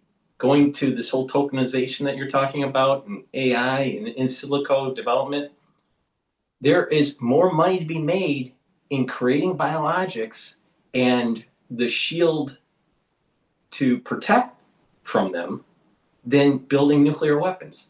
In addition, because of artificial intelligence and the development of systems in silico, you can run these simulations much quicker than natural evolution. So we're speeding. It is natural. It is. You have Darwinian evolution in the wild, but you can have Darwinian evolution sped up in silico.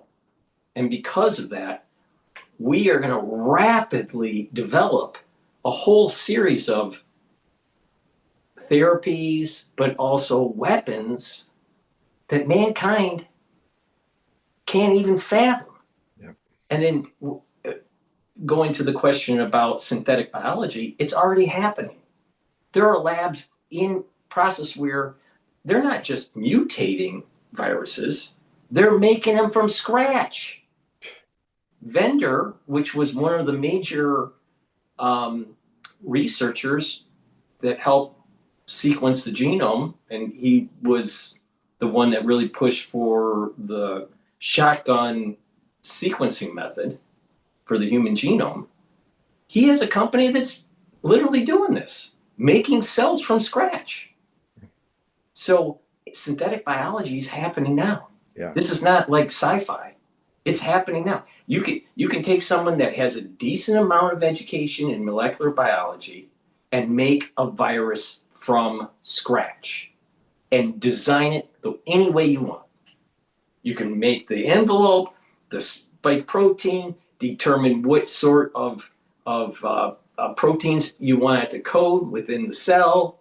You can make it from scratch. That's the level of specificity that we have now in the laboratory. It's not just back in the early days of COVID. When I say the early days, I'm talking about 2001, when Barrick started playing around with the SARS platform. He could only modify. But now with CRISPR and synthetic biology, we can design a brand new virus from scratch. So we're already there. So this is where I keep on saying, you know what, these biological labs, we have to, there are benefits with this because you can create therapies for different diseases, but it's dual purpose. And because it's dual purpose and you have nefarious actors that can make lots of money, there's going to be harm that takes place, either accidental or on purpose. And this is the reason why I did that series on biological weapons in foreign policy, because it is becoming a foreign policy tool. So it just this is all true, and it's very it has a link.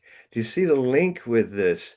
I've often for decades I've been saying there are three ways in which the human race can destroy itself and may willfully turn itself extinct. The one is nuclear war, but I said it's the third worst.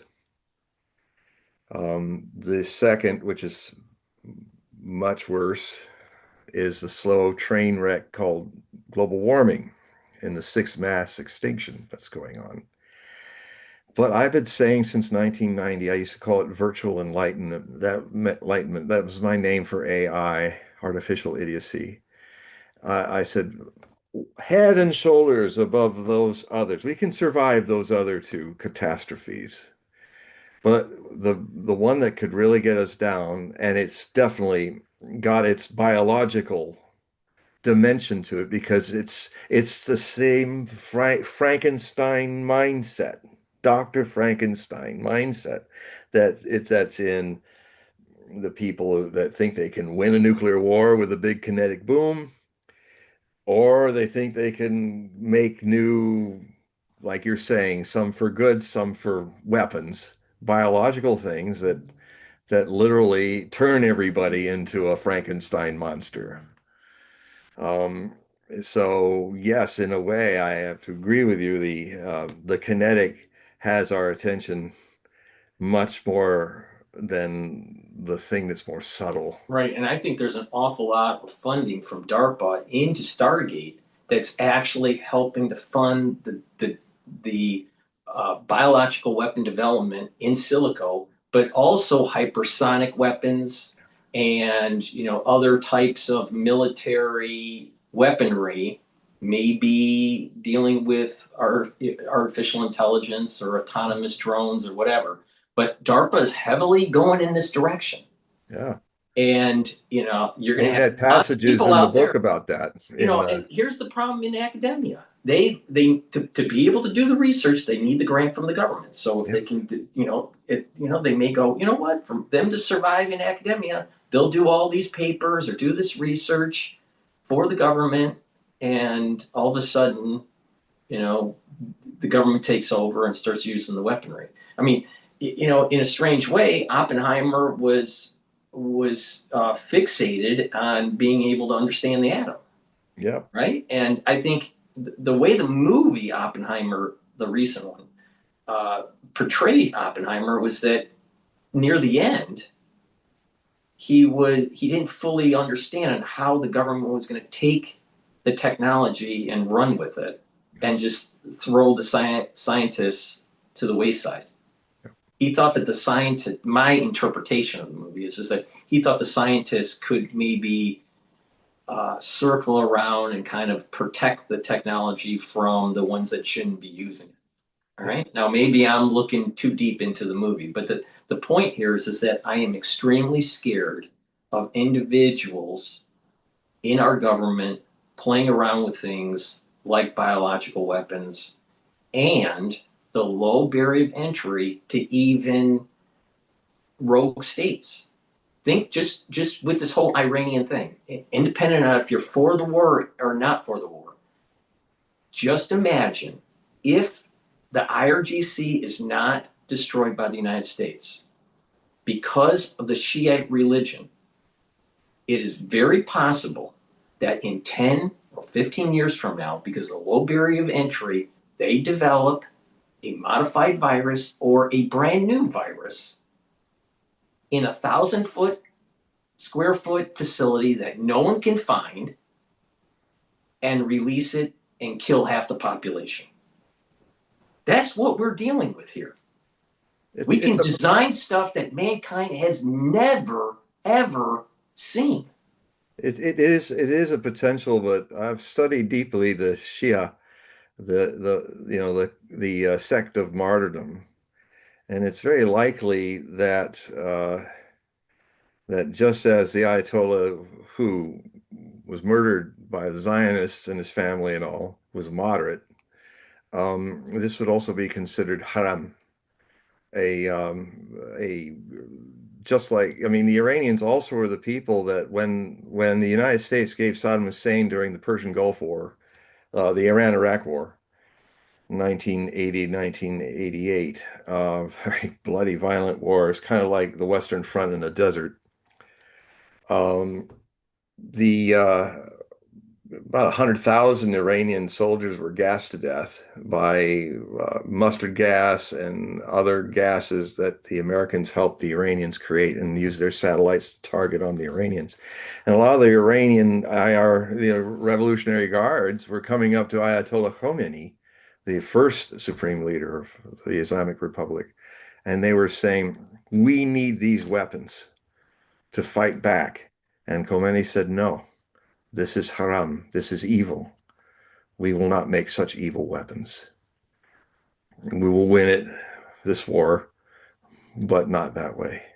Maybe. And so I think if you're looking at a culture which has lasted 3,000-4,000 years, has not been like a short flash in the pan civilizations that seem to flare up and burn out.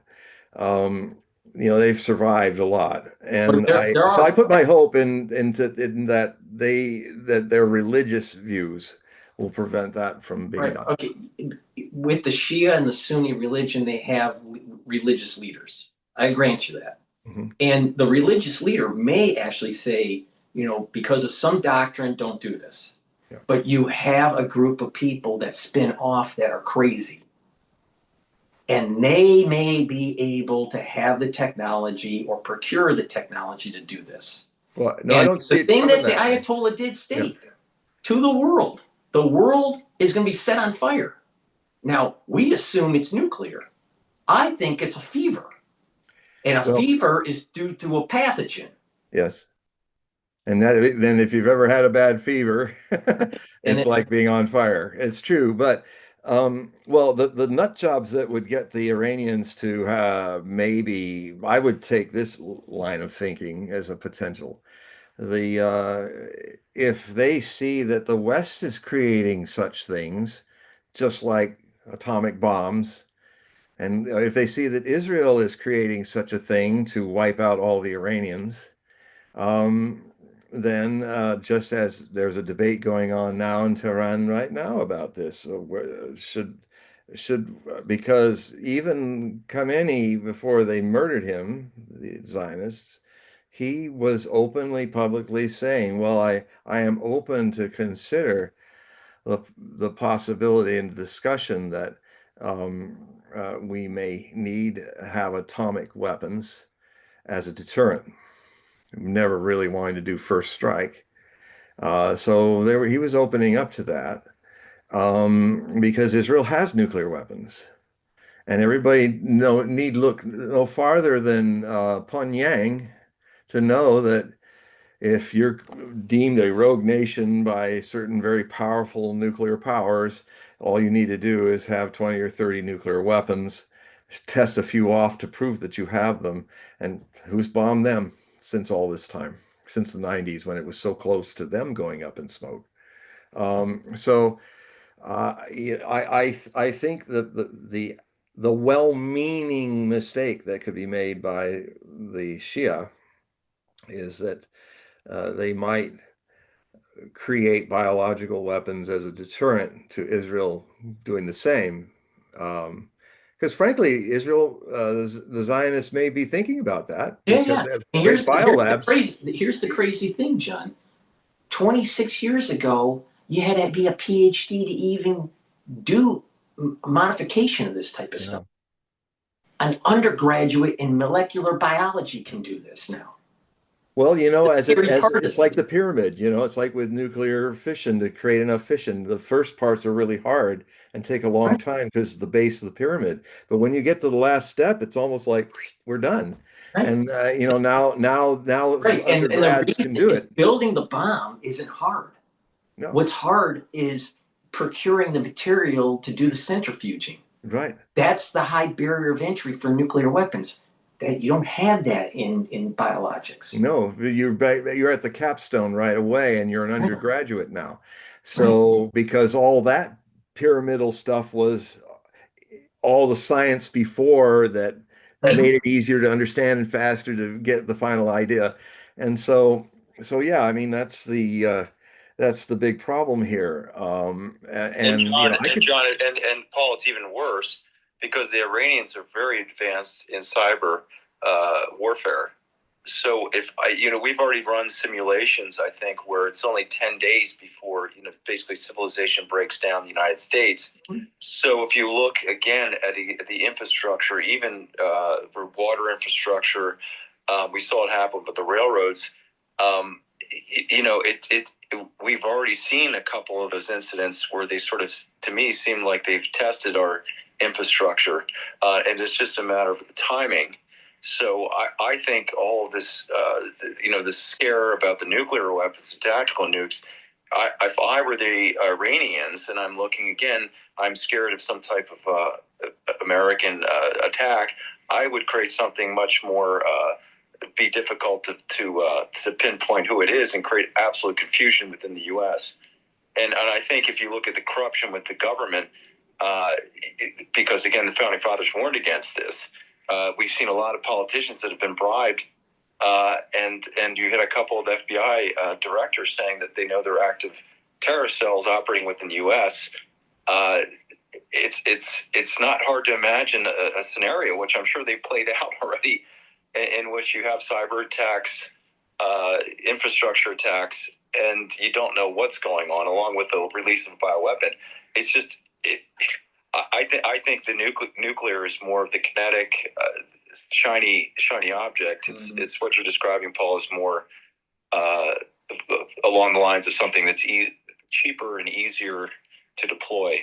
but also, Yeah. Don, I can hear in you the conditioning of something that kind of leads to this idea that the Iranians are always they're the mastermind terrorists. We've how many times? No, No, let me just explain my position. My position is, I think the world to me looks more like criminal syndicates that use nation states as a medium to Yes. sort of confuse us. And so I think the Iranians, much like in the case of the United States right now, or even France or wherever, what nation state, you're not talking about a nation state anymore that represents the interests of the people. You're more looking at criminal syndicates that control rogue intelligence agencies. So it's a question of whether or not you have good acting people within the government that can restrain when false flag events from creating the conditions that lead us into these endless wars.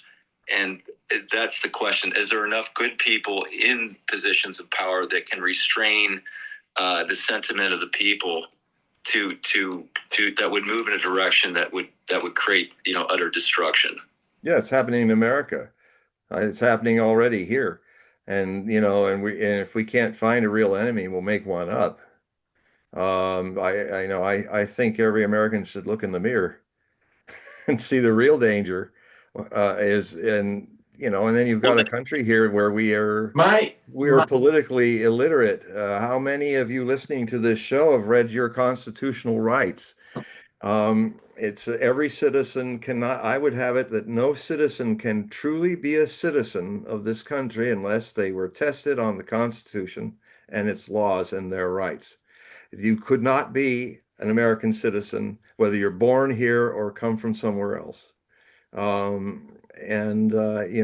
If we used to have people educated with civics. I grew up in a time in the 50s and 60s when it was so effective in protesting mistakes or wrong directions of our country that these powers that be, which eventually became this kind of syndicate, started to think, hey, why don't we just quietly pull out all the civics classes starting in the 1970s into the 80s, and let's just keep these Americans dumb about their part in making a democracy work. And they'll just get busy with all their consumerism and all of that, and we'll just over generations make the United States people a bunch of stupid fools. And the only way that can turn around is that Americans need to read their constitutional rights and practice them. Otherwise, if we start being dumb sheep, it's not surprising that the wolves start building syndicates to control us and slaughter us. And John, one last thing on that. If I'm reading a book now about this experiment, United States of America. So it was the founding fathers said it might only be one generation, which would represent 25 years in which we could lose the experiment due to human nature.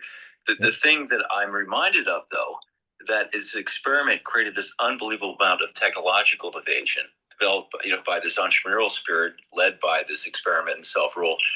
The question that I have is these other countries, if we all adopt the same type of entrepreneurial spirit, the question is what it is that's governing that entrepreneurial spirit, which goes back to this question of what is directing the technology of that's being created.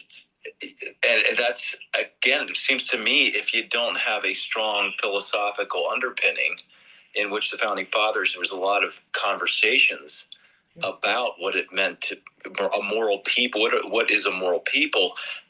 I'm not too sure. Like the founding fathers understood, it's a generation that these other countries. Why when you see a worse outcome? Well, I think it's as simple as just in God we trust. It's already enshrined in our institutions, even on our money. It's the blessing of this experiment. But it needed more secular balance because a person could say, I trust in God that we have to go and kill all the Iranians. A lot of people in Israel, God trust in that God, and it's the God of their own projections. So Well, it has to also I see have a your point. a I see your point, but the yeah. thing is it the God of the Union or the God of the Confederacy that prevails? Indeed. You know, the one greatest book, I tried, my brother's a real historian with the Civil War. I tried to turn him on to this. He's Christian. And I'd like any Christian out there, if you're open-minded to it, one of the last things that hasn't been written about the American Civil War, because, you know, people even tried to look like prophets, you know, the generals with their long beards and all. It was a very biblical time on both sides. But how did it happen that the concept of slavery, which is in the Old Testament, you know, I mean, and multiple wives and all of that.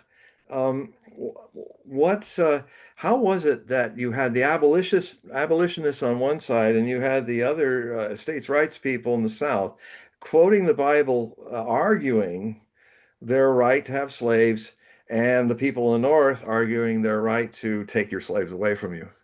And I think it would be amazing if some biblical scholar of the Old and New Testament would try to write a history about that. But Because John, but you'd for also see God, in the name of God, both sides killed 600,000 soldiers and in total 1 million civilians. but you can understand with Stalin and China with Mao, with the communism, of course, probably is the largest, the largest destruction of humanity. So I'm saying that there is no imperfect, essentially, say, social governance system, but it seems to me one at least allows the opportunity to reflect and possibly prosecute moral behavior. Yeah, but when you're talking about moral behavior, watch your American blinders. There, we all have them in this country. Mine have been dropped, I contend. If you want to understand China and where China has gone since Mao and before Mao, you have to read Confucius. And then you'll understand Chinese society much better than, I mean, Mao even tried to follow it, but he didn't do it right. Mao also was cognitively declining when he was doing that Cultural Revolution. He was Would you definitely. describe, but would you describe Confucius as a religious leader? Well, it's a blend. If you study it, it's a blend. Um, Religion is an important aspect of one's civilization. Um, and you know, the whole, I remember my social studies teacher in high school before they stopped having social studies. I was the last year that they had those kind of classes. She lived in the Orient, and she said, you know, if Americans go on a beach, they all kind of split off and go on their own up and down the beach, maybe with couples or something like that of people. But in China, she learned that everybody said, let's all walk down the beach together. You know, the concept of the mass, the group, is far more evolved in Asia than it is here. We have crystallized individualism. Now, the thing I've noticed about China is that it's always trying to find harmony. Um, in fact, what they're trying to do is something my master once said. He said probably the most perfect balanced political system would be one that is equally democratic and totalitarian when necessary, but only temporarily. But so Did it happen with Lincoln? yes, of course it did. I mean, we can all So my only the question, outrages of Lincoln's habeas corpus and all of that. Yeah, that I mean, he did some things that was beyond the law, and yes, he was doing the Chinese model.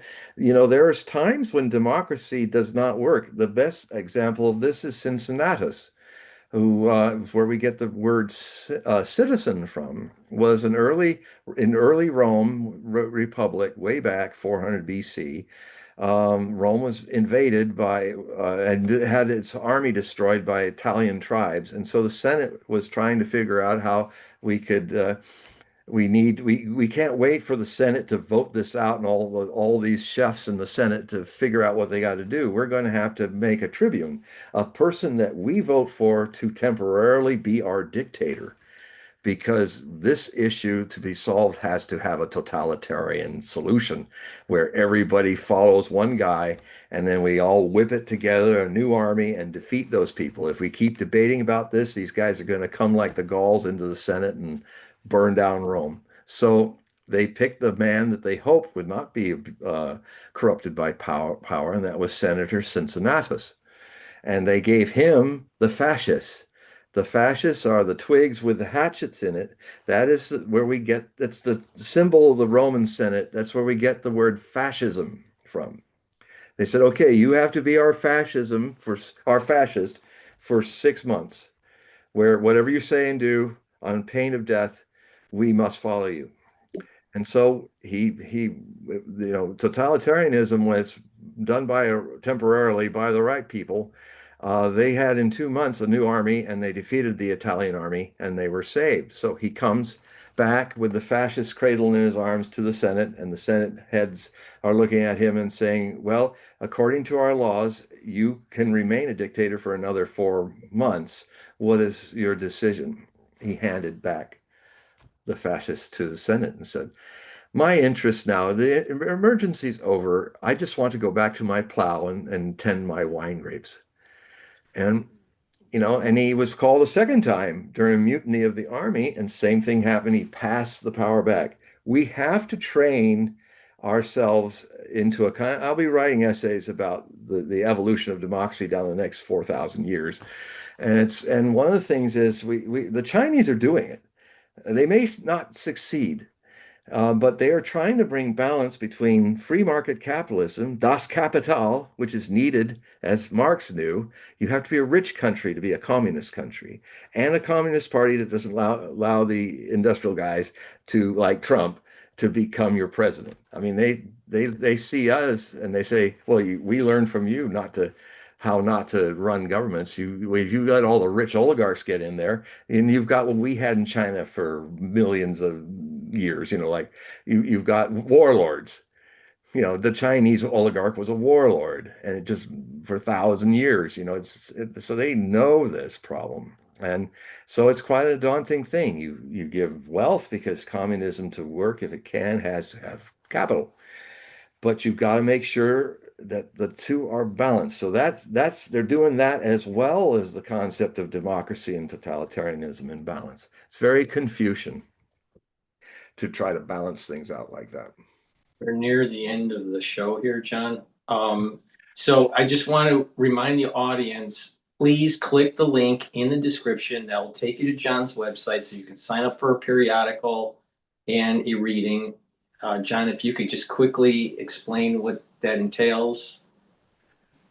Well, yes, if you go to the link, hogueprophecy.com, that's down there, you will, I'm doing something that's, I think by the 7th I'm going to stop doing it, but it's something I may never do again for a long time.